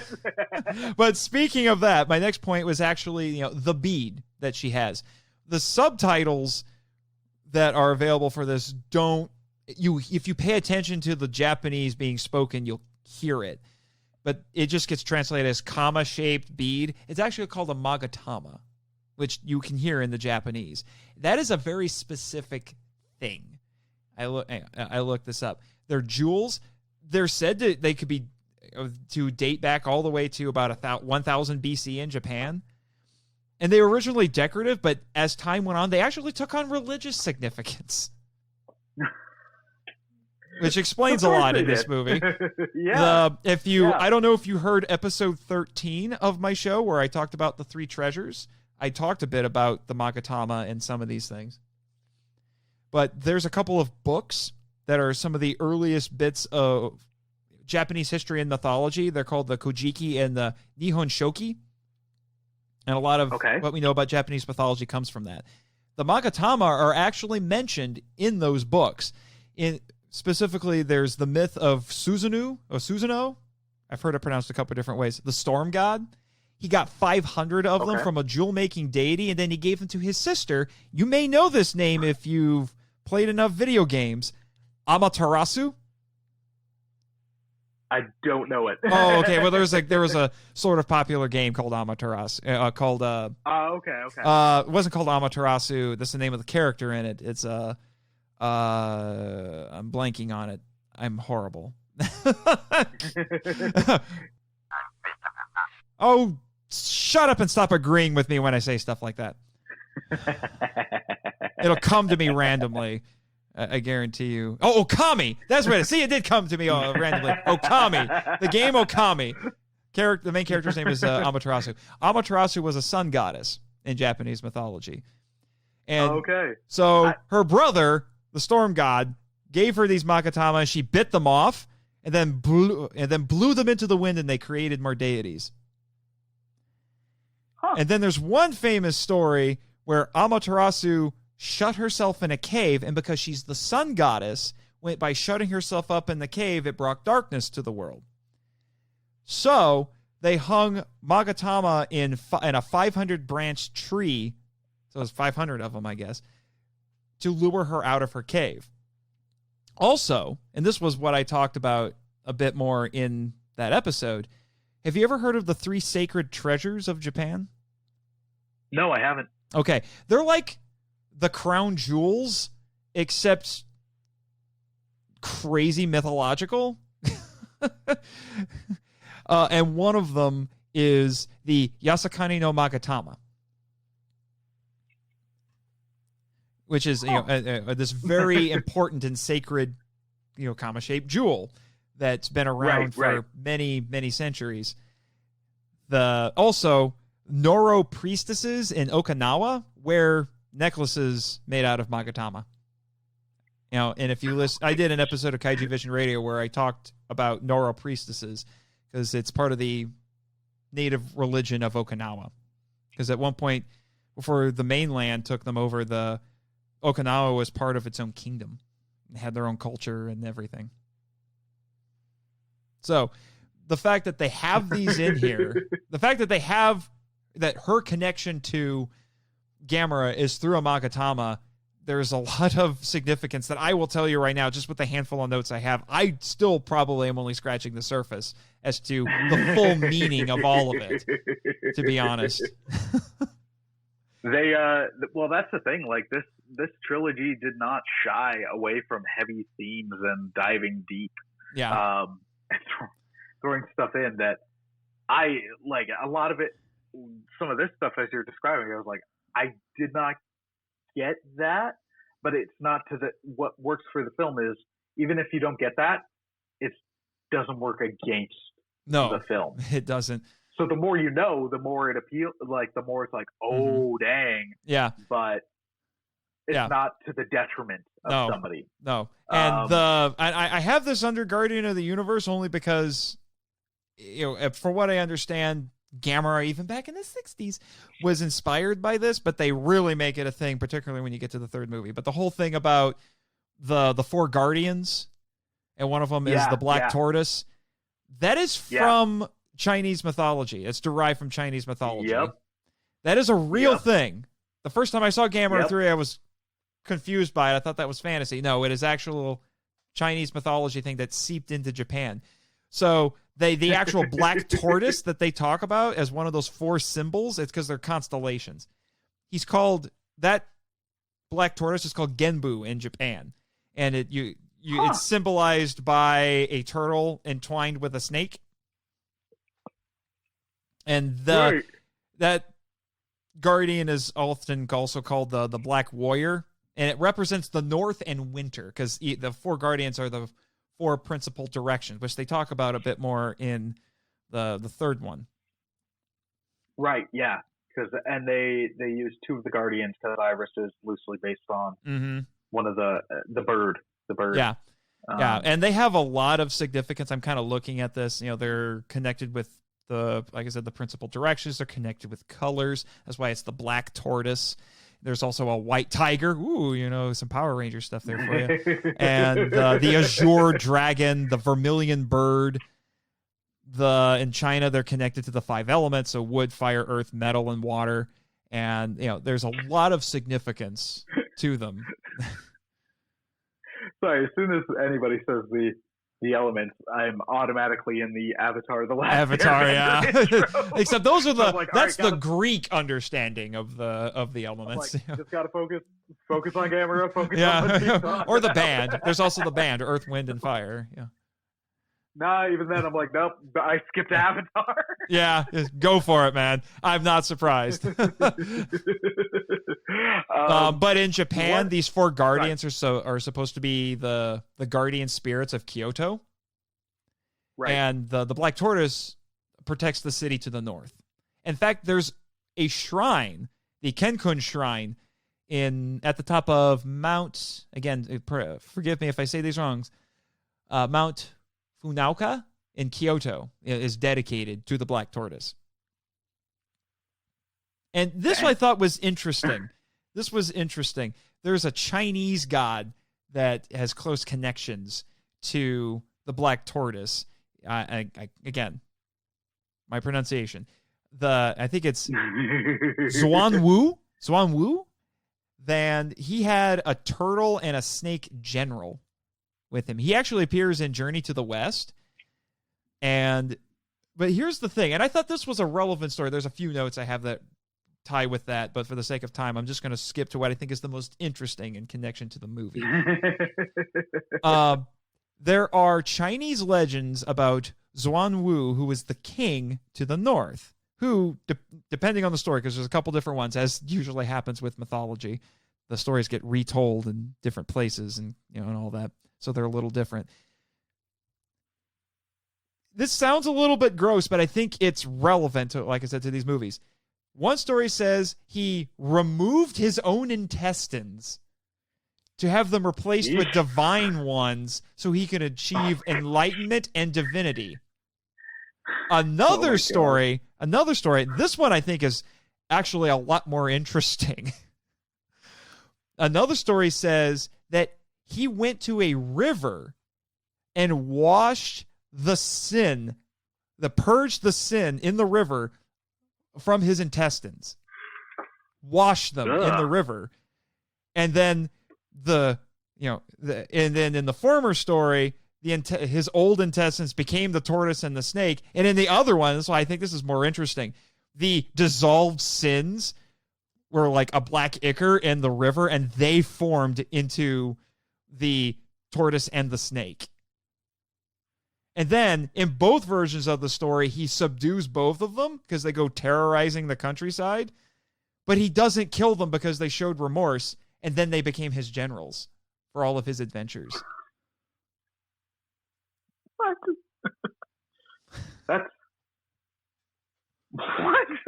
Yeah, it's insane. It's insane. But this is in connection to the whole Black Tortoise that they bring up in this movie.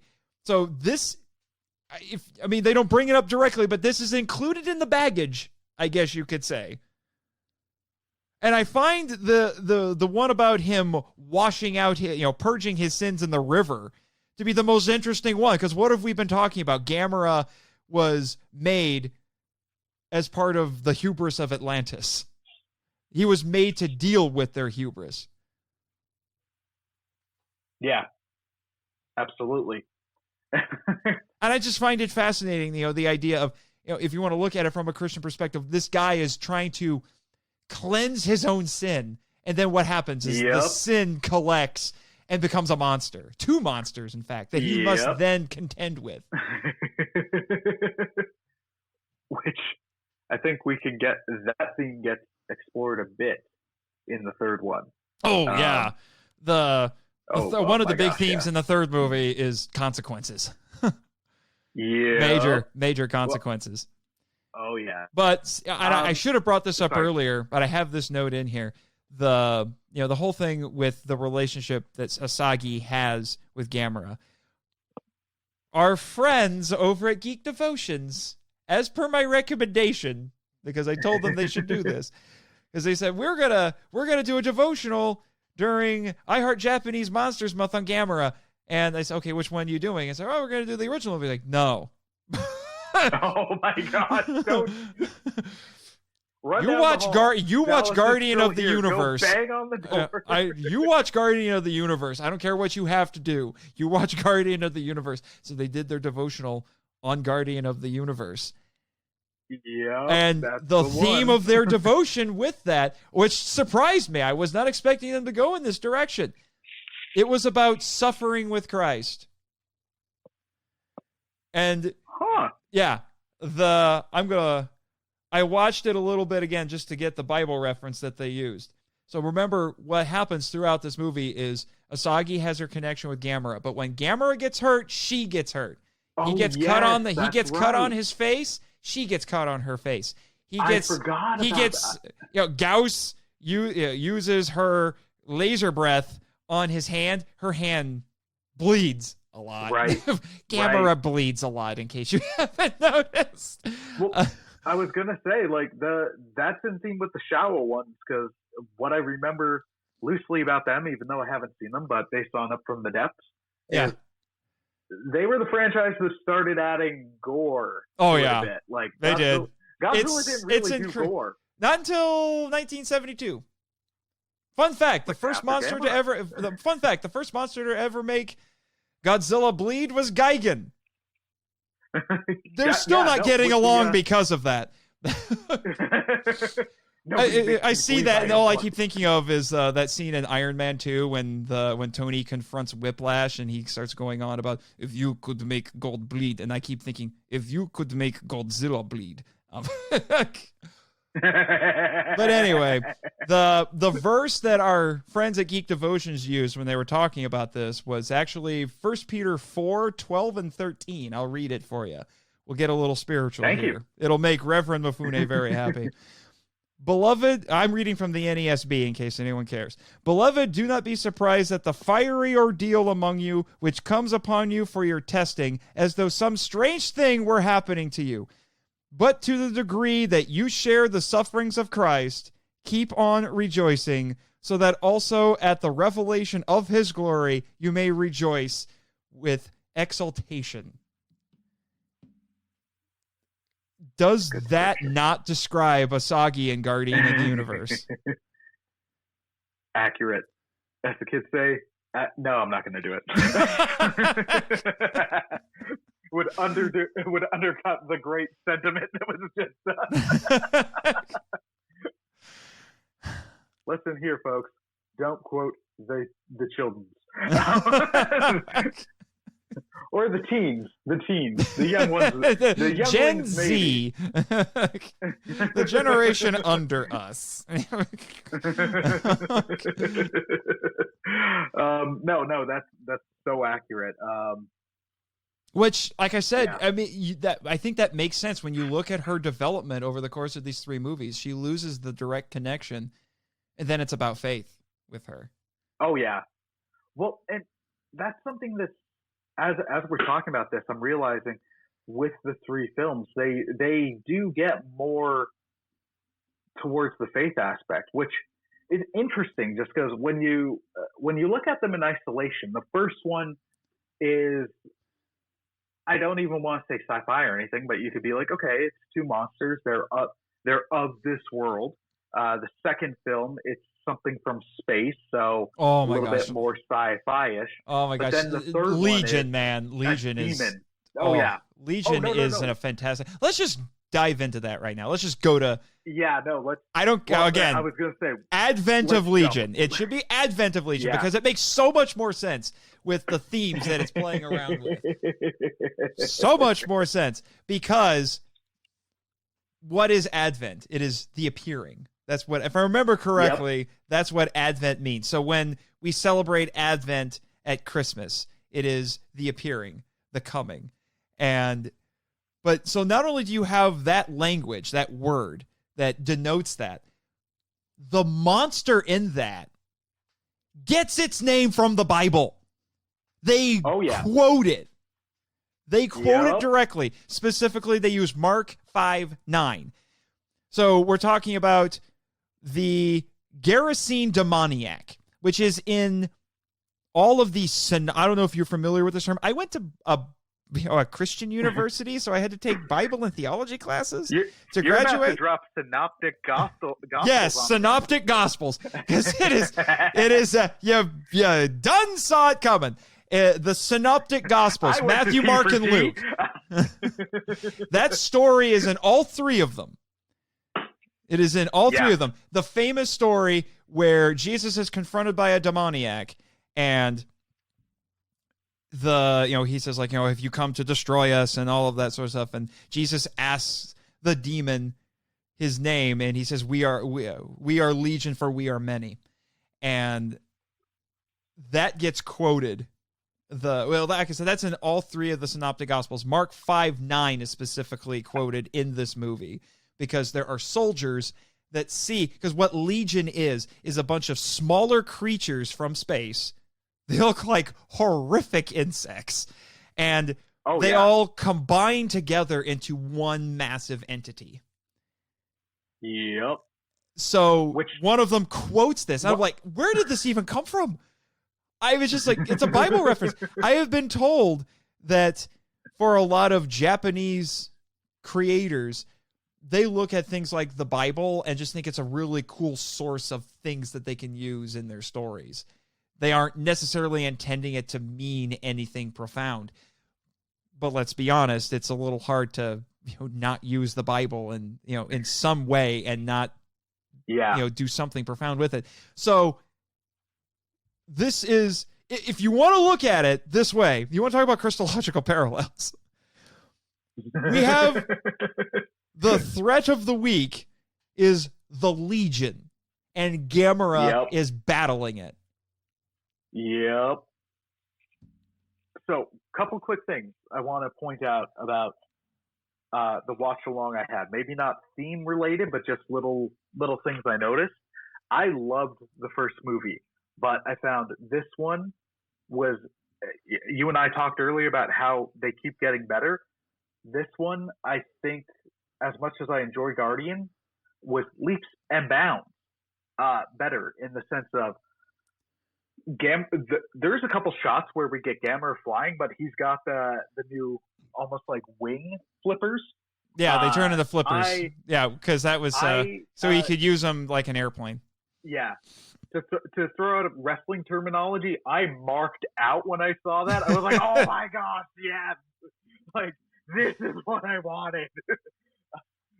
The spinning shell, I get it, but I was like, this, oh my gosh, yes, this.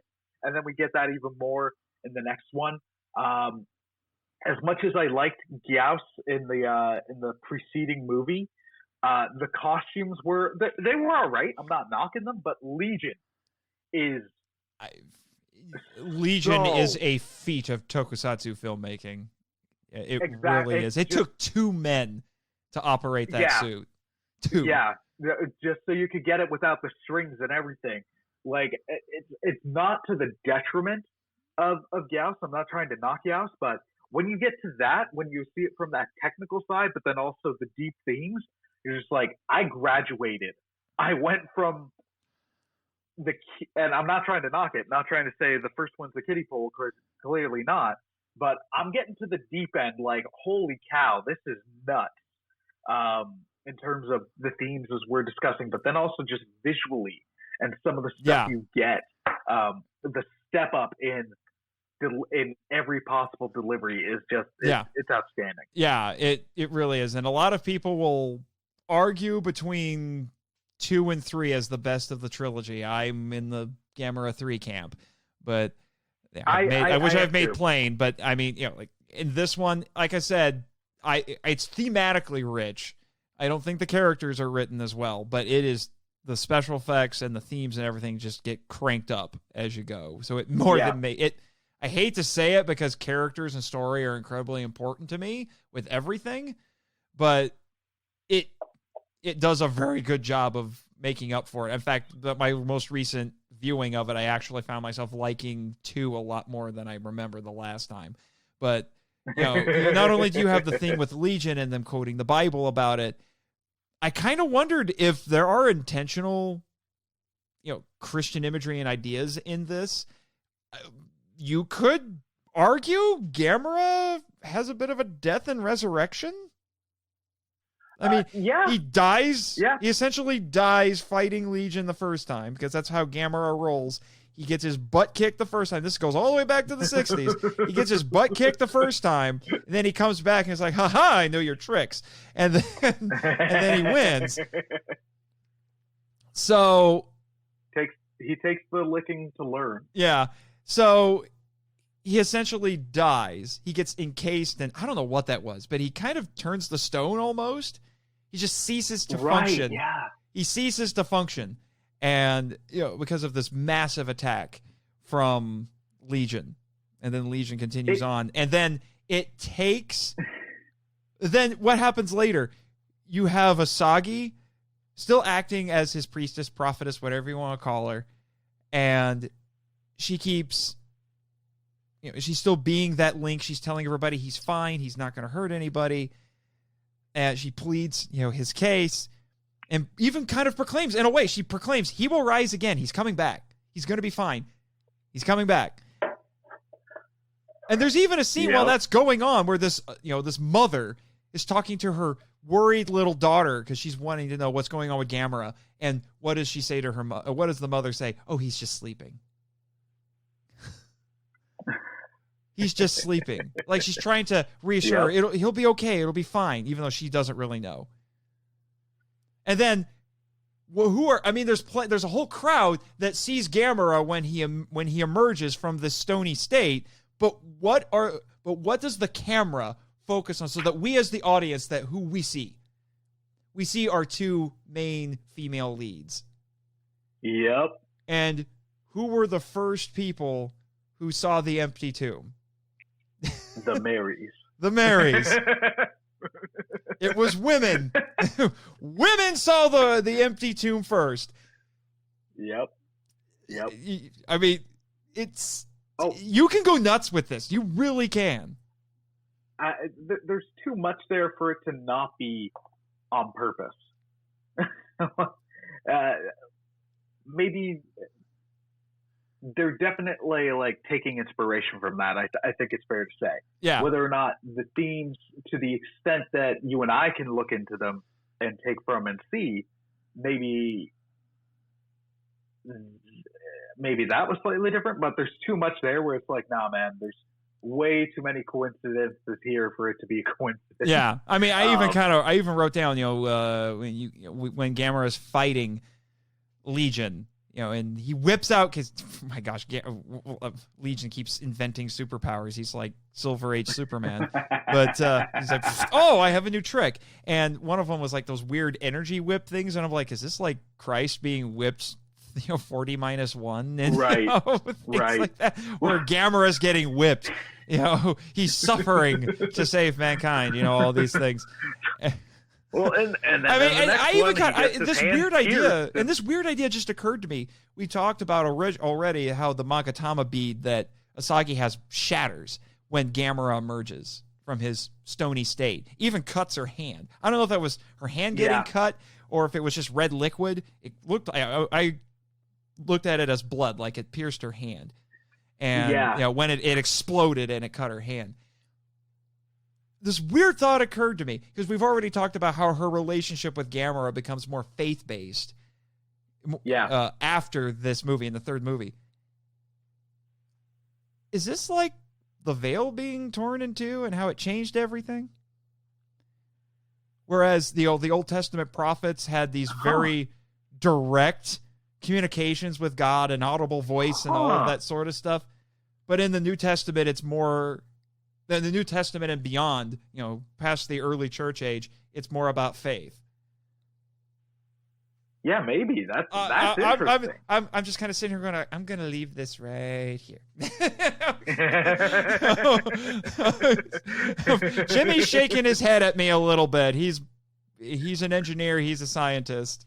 He kind of tolerates my Christianity a little bit, but we have a despite how we badger each other on the air, we do actually have tremendous respect for one another. So, well, I was going to say you've said the jest is in love, so there you go, right? To continue the Star Wars analogy, we're like R2-D2 and C-3PO a little bit. Which hopefully keeps to Star Wars and doesn't extend to out of Star Wars, where the actors did not get along well. Well, I'm talking about the characters. So, I mean, I don't know. Like I said, I'm just going to leave that right there. If that was the case, I'm sure it was completely unintentional on the filmmaker's part. But it's interesting, and I think that's worthy of some thought. Oh man, that's. Yeah. Oh man. Yeah. And now let's get to the crescendo, because we've breezed through. Yes. There's a few other things I could mention about Advent of Legion, but I'll save those for my show because I want to try to stay on track here a little bit. We get to Revenge of Iris. Oh my goodness. Gosh. Yeah. So. Oh my goodness. So when I sat down to watch this, I was like, okay, don't let your hopes up be too high. Just okay. If it can be even as good as half as good as the first one, I'm gonna be happy, because it's rare. It's so rare that a trilogy keeps getting better, but especially for the third one to stick the landing, it's a lot more difficult than you think. So I was like, okay. I know it's got a rep, but I'm still gonna just taper my expectations. They were shattered within the first, 10 to 15 minutes. I was like, oh my gosh, this is outstanding. You're gonna have to try to screw this up. Everything's firing on all cylinders. Oh, and that's even before we my get gosh! to the meat You know and what's potatoes. if we're going, let's talk about the production here a little bit. And this was true to lesser extents with the previous two. There's out of these three, this one has the most CGI in it, and I will say that could be argued that the special effects get brought down a little bit by the CGI because the CGI hasn't aged well. Yeah. It looks dated, but it's meant they only used it when they had to and preferred using traditional tokusatsu effects. And here's the insane thing. The traditional tokusatsu effects, the practical stuff, still looks amazing. It has aged like a fine wine to the point where it makes the CGI look worse by comparison. Yeah. That looks like old cracked leather, by comparison. I know it's shut up, Jimmy. I know that wine and leather don't go together, but shut up. I saw you reaching for that button. The corner of my eye. You got my eyes on you, man. But He's been waiting. He's been waiting for a while. He's like, I've been a little too quiet right now. He's a little antsy because he hasn't been piping in quite as much the last couple of episodes. I think he's a little upset. Shut up! You took over my show April 1st. Just, I'm not gonna let you forget that, man. Don't talk to me about Space Kong. Interesting episode. Yeah. Jimmy, if you can make Mecha Mothra happen, you can take an episode of my show. But yeah, that's the caveat. Give me Mecha Mothra. Yeah, I know. You have to finish Mechanicon first. Okay. Fixing Mechanicon. But anyway, the practical effects in this, they're 20 years old. They are absolutely fantastic. The composites are perfect. It is. Oh my gosh! Just look at the scene.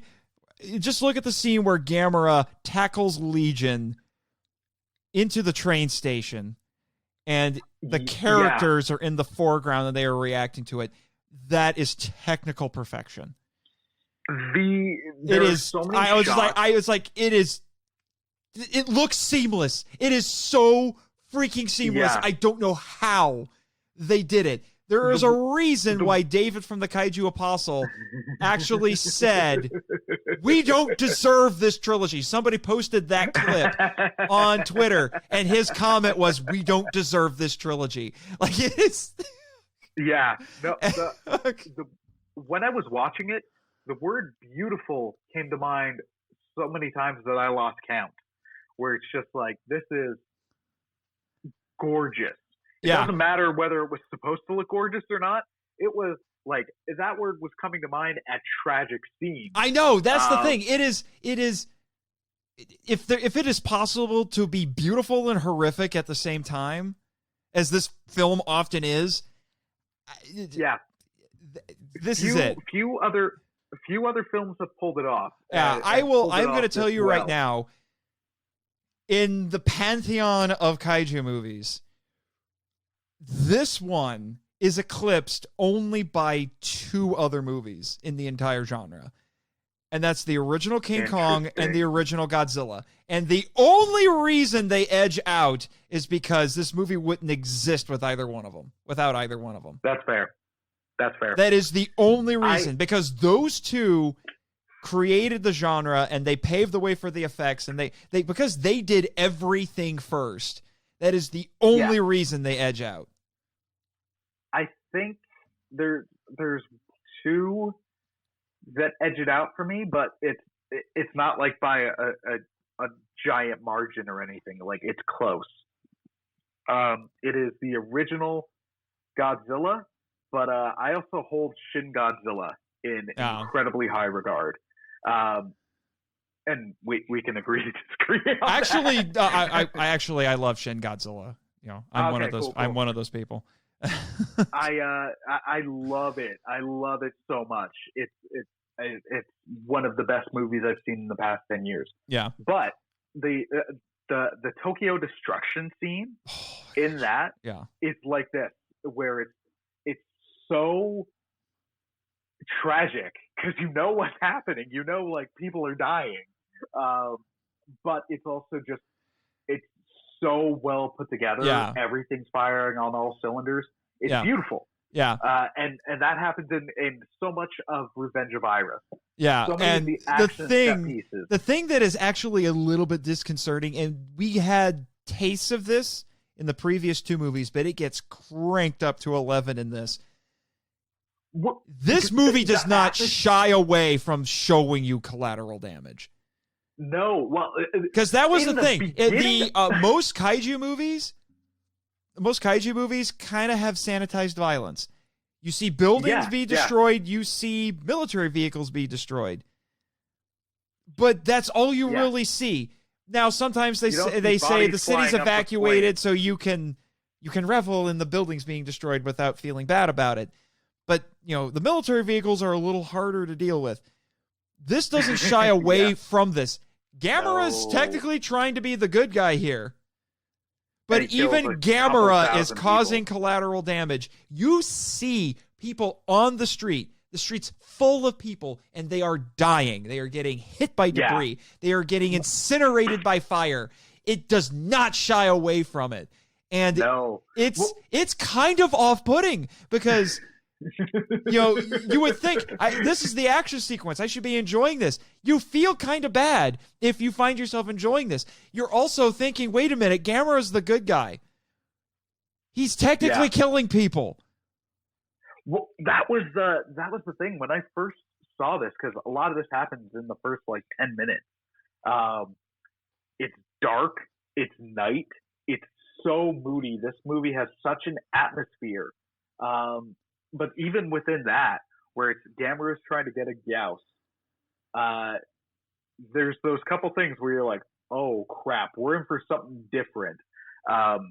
Even still, not taking anything away from the preceding two, but this is just even a further step up where, people are dying. They're burning to death. They're taking the time and the moment to point out that people are dying and having people react to that.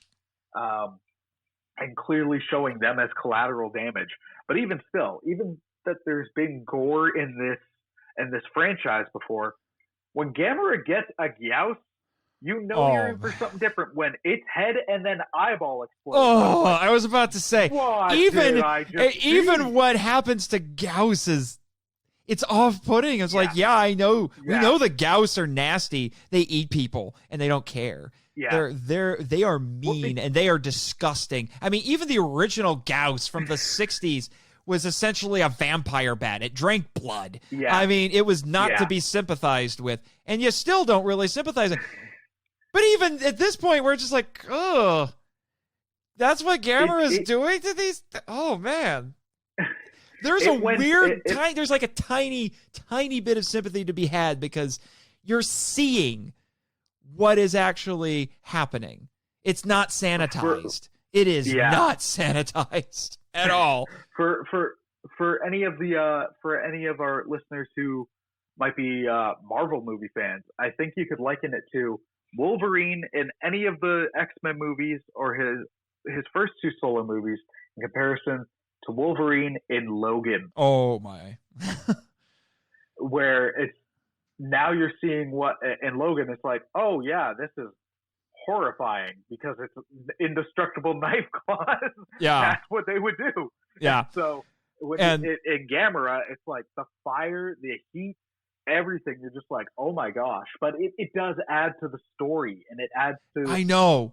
And themes. That's the brilliance of it. This is not here for shock value. It is not. No. There is purpose to this. And that's one of the reasons I love it so much. Because we see this perspective. We have the spectacle of all of this, but we're seeing all of this through the eyes of one character. One person who suffered because of this collateral damage. Ayana. Yep. And the opening, we've already hinted at it a little bit, Nightmare Gamera, that we see very briefly at the beginning of the movie and then a couple of other times later throughout the film. What's fascinating about that is the whole point of this, it goes back to Guardian of the Universe. This girl, she's a teenage girl. She is essentially a dark version of Asagi. Yes. She's a dark Asagi. That's what she is. Complete with all the trappings. She gets her own Magatama bead, but her Magatama bead looks like a talon. It looks like a claw. It's bigger and it's sharp and it's angular and, it's not curved and smooth like the Asagi's Magatama. And it is her connection to Iris. And the mythology is a little bit weird and muddy a little bit here, but I completely forgive it. But we see this flashback.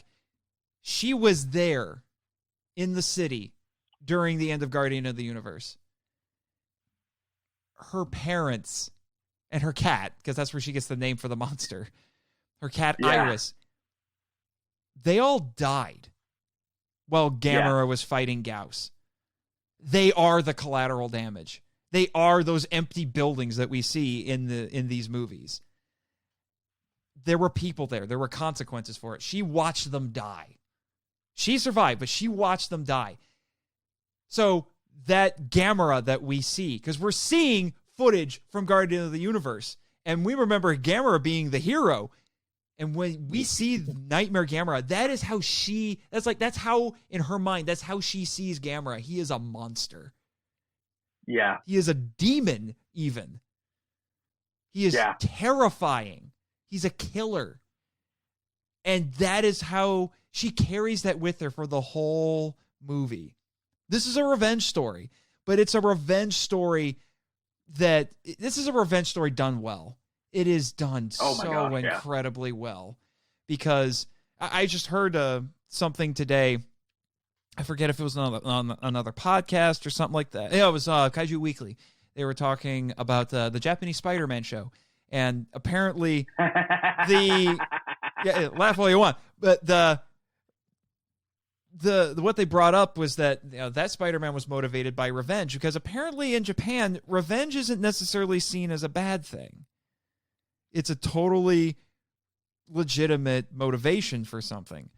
Whereas in the West, we tend to view it much more negatively. And in this is one of those times where it's a revenge story, but it ends like, for us Westerners, more like a traditional revenge story. She goes through all of this and she realizes this was pointless. Yeah. She has to come to grips at the end of this movie with what she's done. And, oh, man. So you have this caricature, at the beginning.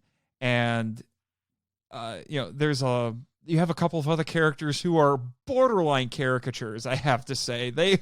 I feel like these actors, they come perilously close to Power Ranger levels of villainy with how ridiculous they get. Are we talking the cultists? Yes. Yeah. Okay. So you know how you said the second one is where you had some character struggles? Yeah.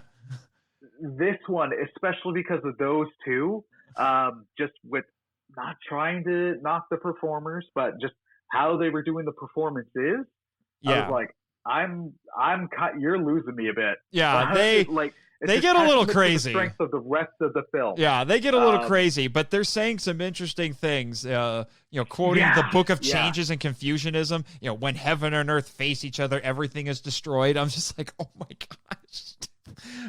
Yeah. It's just. Woo, what you're saying is interesting. Just say it different. Yeah, I mean it sounds very, very intense. Yeah. And they, like I said, they get a little nuts.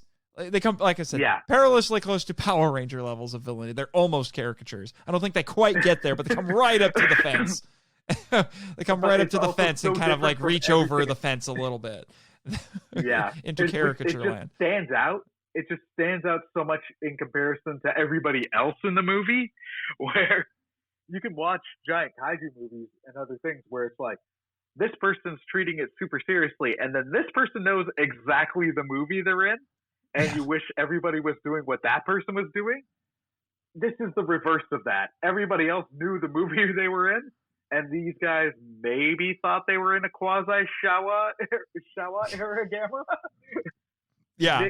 Not to be that mean, but it's but just so much, just everything just comes to a head in this. Asagi comes back. Oh my gosh! And she's not quite the star in this one, but she comes back and she is still advocating for Gamera, because at this point, if anyone has concerns about Gamera, I think it's actually totally understandable, because he at first really seems to not care about the collateral damage that he's causing, and by the end of the movie. I think that concern comes back. It definitely comes back. What am I talking about? He becomes more heroic as time goes on. I love this movie so much. Oh, I know. It's so, I mean, so you get to that, deep. like the dream sequence at the end, because what ends up happening, this is so fascinating, because Iris is supposed to be some sort of spawn of the Gauss. So Iris is angry at Gamera because Iris sees Gamera as the killer of her family, or his family. I don't know, but I'll say his just for the sake of it. Iris sees Gamera as the killer of his family, and he bonds with Ayane because of that, because they both have this kinship in their hatred of Gamera.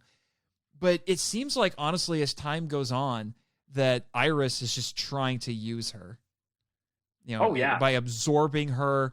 And, and then it seems like, especially when you get to the end, it really seems like he was just using her because, he absorbs her, and then he goes off and he kills a bunch of other people. And then she relives that at the end in her little dream sequence. She even asks herself, did I kill those people? Because I don't think she meant to kill people. She just wanted to kill Gamera. And it's this wonderful visual metaphor for the all-consuming nature of revenge. Heck, you could, if you want to get super spiritual about it, it's kind of the all-consuming nature of sin, because that's really what happens. You indulge it a little bit, and it continues to consume. Yeah, it continues to consume, and then all it does is use you. Because that's all the Iris does at the end. He doesn't care. He just wants to use her. Her hate fueled Iris, so Iris, like, hey, we got this common enemy, but I can help. And as you see, I'm even though you just said the character's name, I'm just totally brain farting on her name. Ayana, sorry. Yeah, as you see Ayana, at first it's a mutual relationship, and she's taking care of Iris, but then Iris is feeding on her hate, then legitimately trying to feed on her. But then as Iris grows in power and the hatred is and turns into a Final Fantasy boss. Yeah.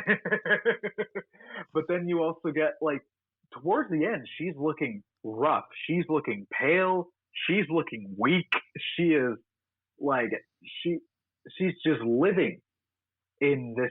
She's cold. This sin, this anger. She's cold.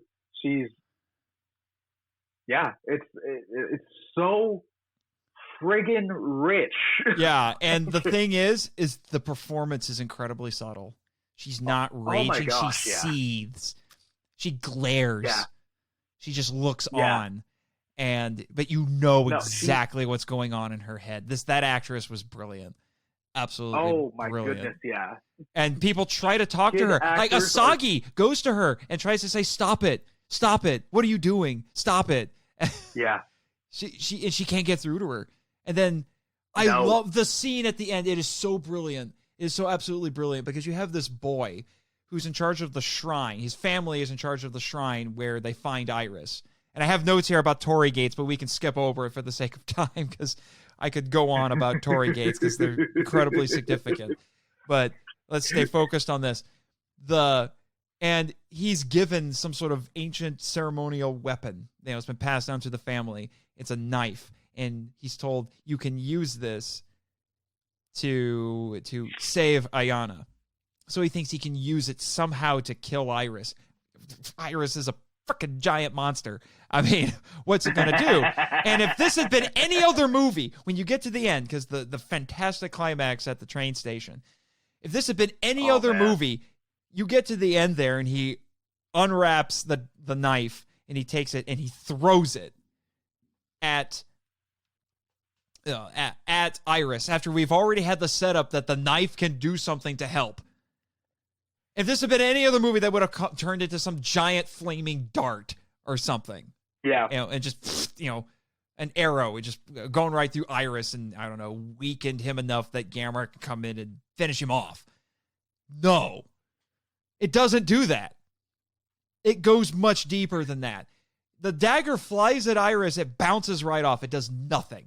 But then it falls down toward Ayana, and as it comes down, it scratches her cheek just a tiny bit. just scratches it as it falls and it hits the ground. But it was just enough to break her out of her little trance with Iris, because at that point, Iris is leaning in, fully intent on completely absorbing her. Yeah. And it breaks that power just a tiny bit. She comes to her senses for a split second. And then it's too late. And then Iris grabs her and sucks her right in. And then she has her little dream sequence where she's forced to confront her own sins at that point. It is brilliant. It is absolutely brilliant. And then what happens after that? Gamera goes over there and he plays hero.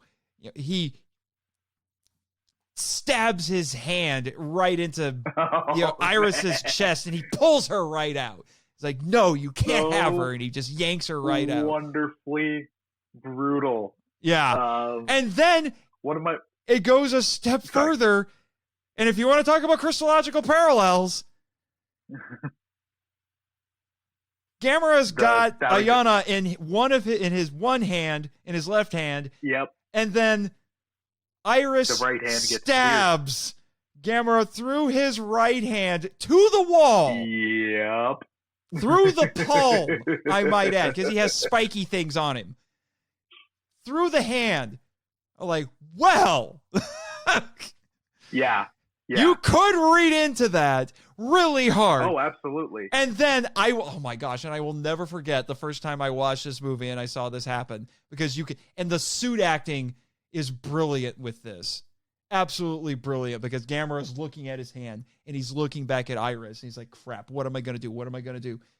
There's only one thing I can do. And I'm going to have to do it. And he blows his own hand off with his plasma ball fire breath. Love it. He blows off his own hand, and then Iris tries to shoot him, and because he's Gamera and he can do this, he takes that stub and he absorbs the hand and then shoots it right back like Yoda in episode 2 with Force Lightning, and nukes the snot out of Iris. So good. Oh, there are few scenes in movies that are the textbook definition of BA. That is one of them. I was texting some friends. They're like, so what are you guys up to? And then I'm giving them the play-by-play of this. I'm watching this, and I did not know how much I needed this. This is amazing. Oh, man. And then after that, you have these scenes where Gamera is interacting with our human characters. He's giving Ayana back, and she's covered in Iris guts, and he's being as gentle as possible, putting her down. And the characters are looking up at him, and they're talking to him, and he's standing there observing everything. I mean, I will tell you, the first time I watched this movie, I was so totally in it. I was just immersed. I was like, I am in with everything, because that's how good this movie is. Oh, and then these characters prove that they failed elementary biology class because they are doing CPR on the wrong part of the body. That is not where your heart is. You are trying to give this girl a stomach pump. That is how that should tell you something. That it takes. This is a unique kind of immersion. I am completely immersed in this, and then it takes one small stupid thing to completely shatter it. As I've taken CPR classes, and they are doing it 100% wrong. It's like, congratulations, movie. You had me so immersed that it took one stupid thing. One nitpick detail to take me right out of it. But then Gamera is just standing there, and he's watching, and he's making sure everything is okay. Ayana even looks up to him and more or less says, "You saved me." The thing that she had spent this entire movie dedicated to killing and murdering saves her. Yeah. At great cost, I might add. Oh, yeah. It's hard to become more of a Christ figure than that. Let's be honest. Well, no, exactly. And for me, my read-in of that is Gamera knew that she felt this way, and he still sacrificed for her. Yeah. Yeah. I will ask this one quick thing because I know it's a little bit of a debate in the kaiju community. How do you feel about the ending? I think the ending is perfect, but apparently there are people who have issues with it. And I'm talking about the final scene when Gamera just wanders out to the city and it's implied he's going to confront the swarm of Gauss that are coming. I loved it. Of course, I wanted more because when the product is that good, like, just keep it coming. But at the same point, you didn't need it. You didn't need to show it. What else could it have done that we didn't already get? We just had this huge emotional and action climax that sealed the movie and followed through on the other themes from the previous two, that anything else, like, you didn't need to show the battle. You didn't need to know,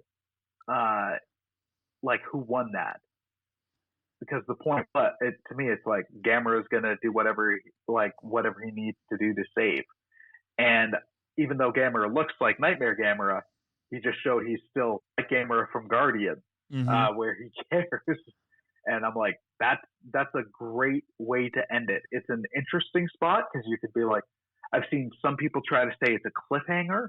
I wouldn't say so, but I do understand that viewpoint. But I'm like, you can't not end it there because they've been building up to the Gauss flying in, but you don't need to then show because at that point it's like, all right, now we're just smorgasbording. Yeah. And you got the punch that you got so much in the finale that I'm like, that's a great spot to end it. Yeah.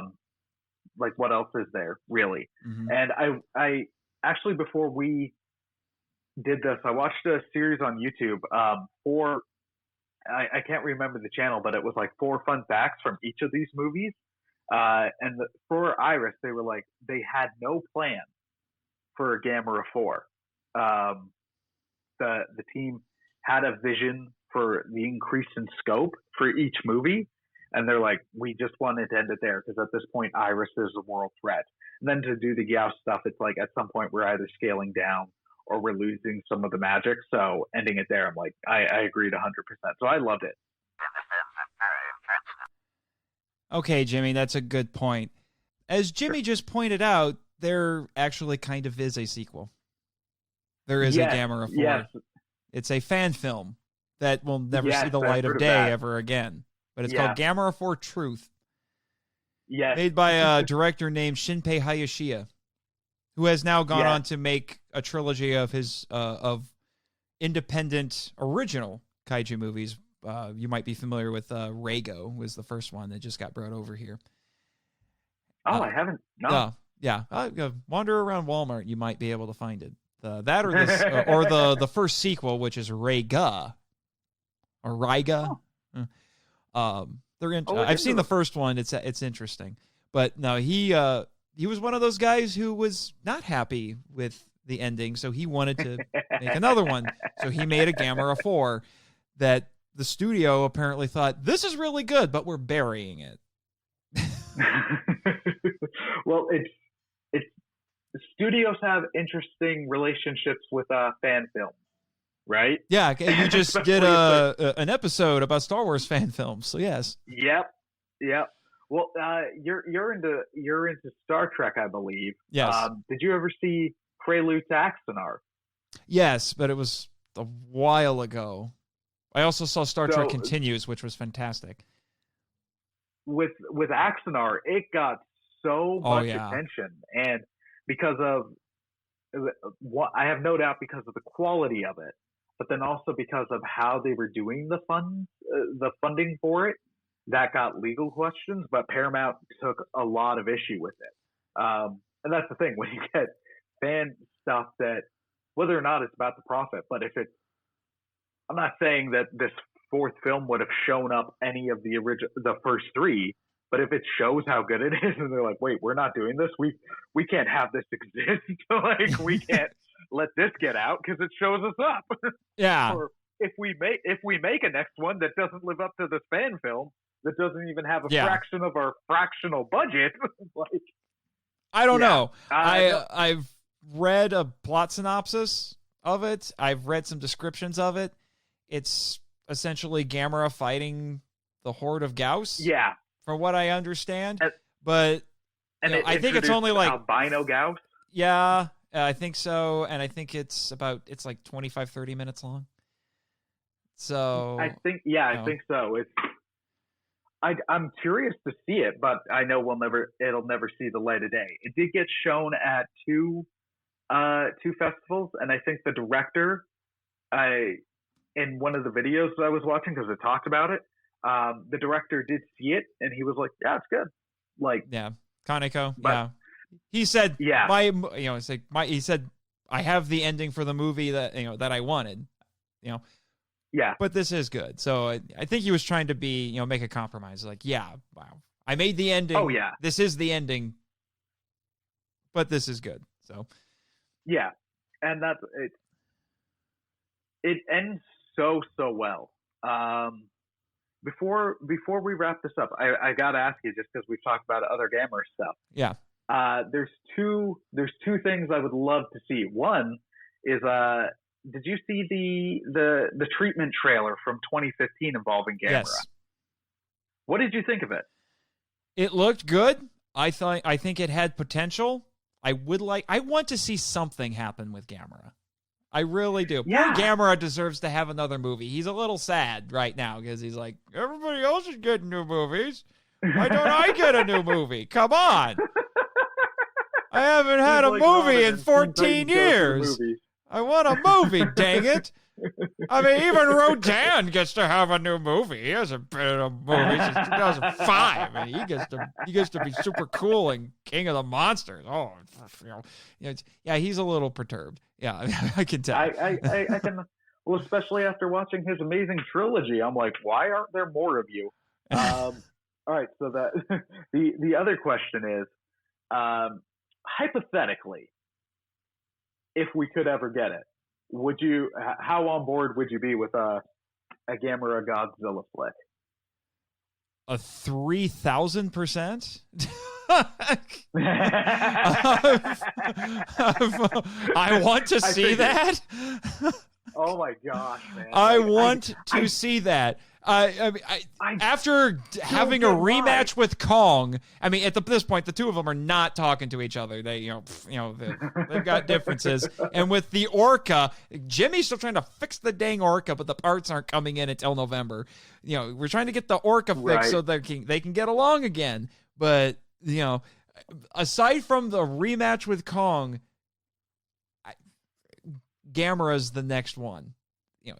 Gamera won't have the pull that Godzilla or Kong do in the United States, but there really isn't any other kaiju on the same level of icon anywhere close besides those two. And it's just, what else do you do at that point? So I would be totally on board for it. I know that idea has been floated around to Toho, but they've never pulled the trigger on it. And I would be all for it. How would you end it? Yeah. I don't know. How would you go about it? I really don't know. Same thing with Godzilla versus Kong. I mean, I don't know. I don't know how you do it right with such important monsters. The closest I've seen to it is the series Death Battle had an episode that was Godzilla and Gamera. And I have a Japanese listener who takes umbrage with that show because she argues that their research is wrong because they have Godzilla win, and she argues wouldn't go like that, but I think she's firmly in the Gamera camp. I get the impression. Right. So that episode has that line where they're summing up like Godzilla, how he gets the spiral ray, is just, I love it so much, and I've even talked about it on the show. I think it represents like people from outside the kaiju fandom when they sit in, and they're just like, "What?" Where after absorbing the soul of a dead pterodactyl, okay, like this is a thing. We're on board. The Heisei movies were a little weird. We're just like, yep, nope, this tracks. This makes sense. And it's like, what did I just what? when you put it that way, it's so good. It's so good. Yeah, man, I would love a Gamera Godzilla movie. Be it in the MonsterVerse, or if they could somehow include Gamera in the MonsterVerse. Gamera in the MonsterVerse would be interesting. I've heard rumors that he might show up in the MonsterVerse. I don't know if I want Gamera in the MonsterVerse, but it would be interesting. Well, with the MonsterVerse, potentially, the thing is, I didn't know if it would end after Kong, and I still hope it doesn't, just because it's the only other franchise that's doing the shared universe well. As I have stated several times on my show, yeah, the MonsterVerse is the only remotely successful shared cinematic universe right now. The only other one. Yep. Nope. Nothing else is working. DC tried, but now they're kind of ignoring it. And we won't talk about Dark Universe. That was DOA. Oh my gosh, yeah. But with just with how it's going, if it's going to keep going, I think they're going to need something else. Because even though guys like you and I and a big fandom will show up for Godzilla, I still think they're going to need to start injecting more and doing more, because I might be in the minority, maybe. I don't know. I loved King of the Monsters. I did too. So if it's a minority, we're both in it. All right, awesome. Yeah, I do. I both get and also don't get the flack that movie gets, because it's not it's not one of the heavier Godzilla movies. And when someone asks, like, what's Godzilla, it's not just a heavy meditation on the horrors of Nagasaki and Hiroshima. It is also a franchise where a giant man in a lizard suit dances and does a 2-mile-long tail sliding dropkick. There's room for everything in it. So and also flies. When someone's like, exactly, uses his breath to fly after he tucks his tail up, like, when people are I get wanting more like human characters, but at the same point, I'm like, look, man, this is a monster romp. This is what we're down for, and it does it better than Final Wars does. I've been waiting for Ghidorah with a giant budget behind him, and I'm getting it. Do not ruin this for me. And I love that with Gamera. I think Gamera, especially because he doesn't have the American audience base, then there could be more intrigue. Because with Godzilla, because he's got that reputation, and he's still working on like losing that stigma from the dubbed versions that came to North America, that Gamera, you could go Heisei on it, or Heisei right away, and people might get on board with it. So I'd love that. Yeah, I think it's actually would be harder for Gamera, because for a lot of Americans, their first exposure to Gamera, particularly people our age, was Mystery Science Theater, where Gamera was a joke. Right. And unfortunately, the Sandy Frank dubs for those movies didn't do him any favors. Yeah. It just made it even easier for them to be mocked. So I think Gamera probably has a bigger stigma to get over than Godzilla does. Godzilla has the advantage of looking like a dinosaur. This is a giant turtle with a giant saber-toothed turtle. I mean, that's a little bit of a harder pill to swallow. And then, I mean, Gamera tried out for the Olympics in one movie. I mean, need I say more? He was a gymnast for a hot minute. And when you have stuff like that, and it just all of the other absurdities, and then the goofy kid characters, there's just so much baggage that Gamera has. That's fair. I think for a lot of American audiences, it's harder to get over that. Where Godzilla doesn't have as much, not nearly. That's fair. I think I guess part of my thought is as well, like with Gamera having less of that audience, it's like, okay, you've got the memes and the gifs and the joke piece, but it's also the wider audience isn't even aware of that version of it. But then in my head, I'm just picturing it, in Legion, we got that outstanding scene where Gamera got the hero fly-in sequence. Yes. And then in Iris, you got an in-air battle. I'd honestly say if you could do that well, and not that they didn't, because like I said, I marked the heck out when he flew in Legion with the wing flippers. He was a superhero for a second there. I mean, he really was. You toss that on the big screen now, I think the audience would cheer. They'd go for it.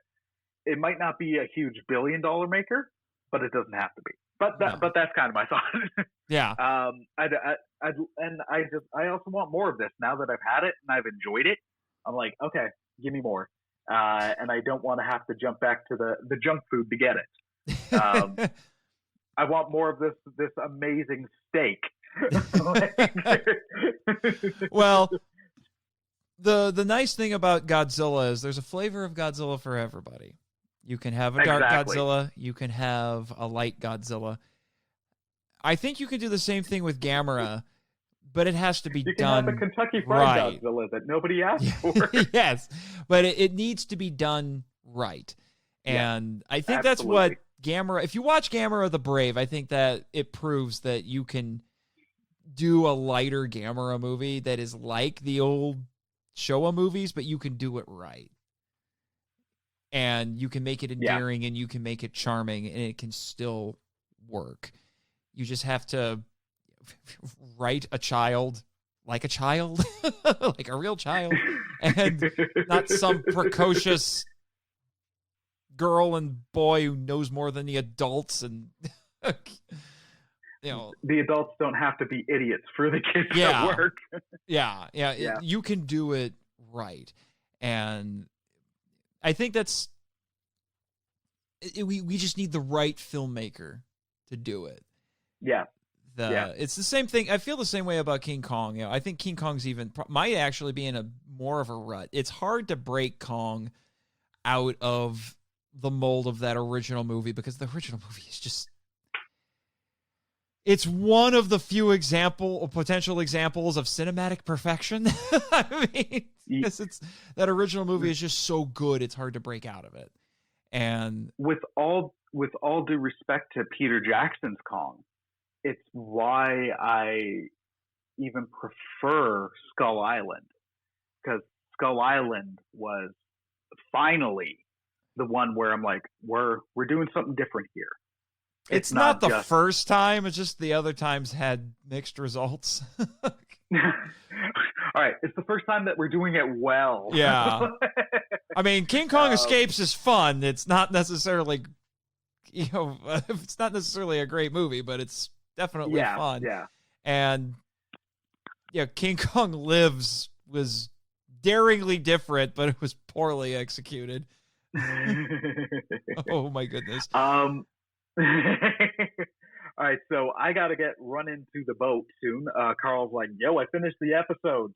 And I'm done crying, and I need to digest this and talk. So before I get running, where can the listeners on my side find you, my good sir? You're on the socials. You're also on the Patreon. Yes. So can you let me know where I can get those? And we can also put those in our show notes. Oh, excellent. But yes, you can follow the podcast on all of the social medias. Well, a lot of them. Twitter, our handle is the Monster Isla 1. And due to contractual obligations, I must also tell you to follow Jimmy at NASA Jimmy. And you can find us on Facebook at Monster Island Film Vault, And we are Monster Island Film Vault on the Instagram. And yes, we are on Patreon as well. I think you should be able to find it by searching Monster Island Film Vault. I am also, as I've hinted at a few times throughout this very epic episode that you're going to have, oh yeah, that I am also a writer and an author as well as a podcaster. The podcast website is monsterislandfilmvault.com, by the way. And my author website is nathanjsmarchand.com. Yes, I have 2 middle initials, and I had to use them for my website because nathanmarchand.com was already taken. I'm going to find that guy. And you can follow my author Twitter, if you want to call it that, at nathanmarchand7. And I have my professional page on Facebook is The Worlds of Nathan Marchand. I think that's everything. Awesome, yes. Man. And listener, you can also find Nathan's books on Amazon. They are on Amazon.com, Amazon.ca. I am going to be picking up some when I can. I'm looking forward to it. And I highly let me know which ones you want. Show. I might have copies I can send you, and they will be signed. Ooh, I'm gonna take you up on that. Like I said, it's when I have money. But I'll definitely message you, man. All right, so all that being said, dear listener, I highly recommend check out the Monster Island Film Vault. The episodes are always good, always entertaining. If you want some fun interaction about Wu-Tang Clan, Jimmy on Twitter is hilarious. We got into a fun talk about Wu-Tang just the other week, and there's so much good stuff here, so I highly recommend the show. Nathan, thank you so much for having me on the island, man. You are always welcome to come back. Oh, you will rue that invitation, sir, because I'm definitely coming back, and we are doing this again. I think Jimmy is thinking those are fighting words. So. Oh, Jimmy, if you want to go, sir, about the prequel, I will bring the poutine. I will bring the John Williams.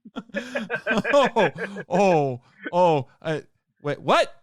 The heck, Jimmy? You have your old laser pistol in the drawer? In the producer?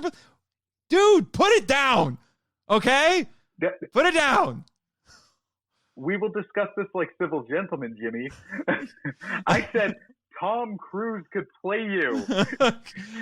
Chris Farley, if he were alive, would play me. There's no comparison here. This is pure verbal. Apparently, you win this round. Yes.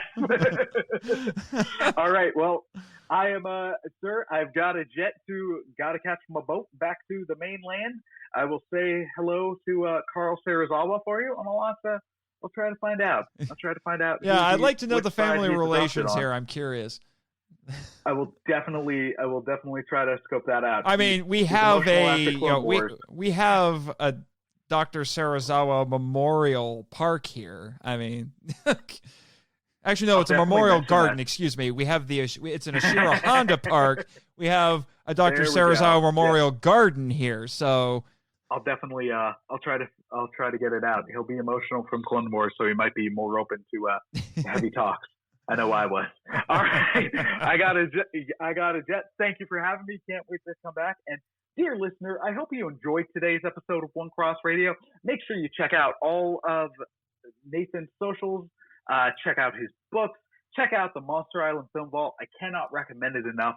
All that being said, hope you have a wonderful day. Take care. God bless, my friends. Nathan, thank you. Jimmy, we will chat soon, buddy. Have a good one, guys. Take care.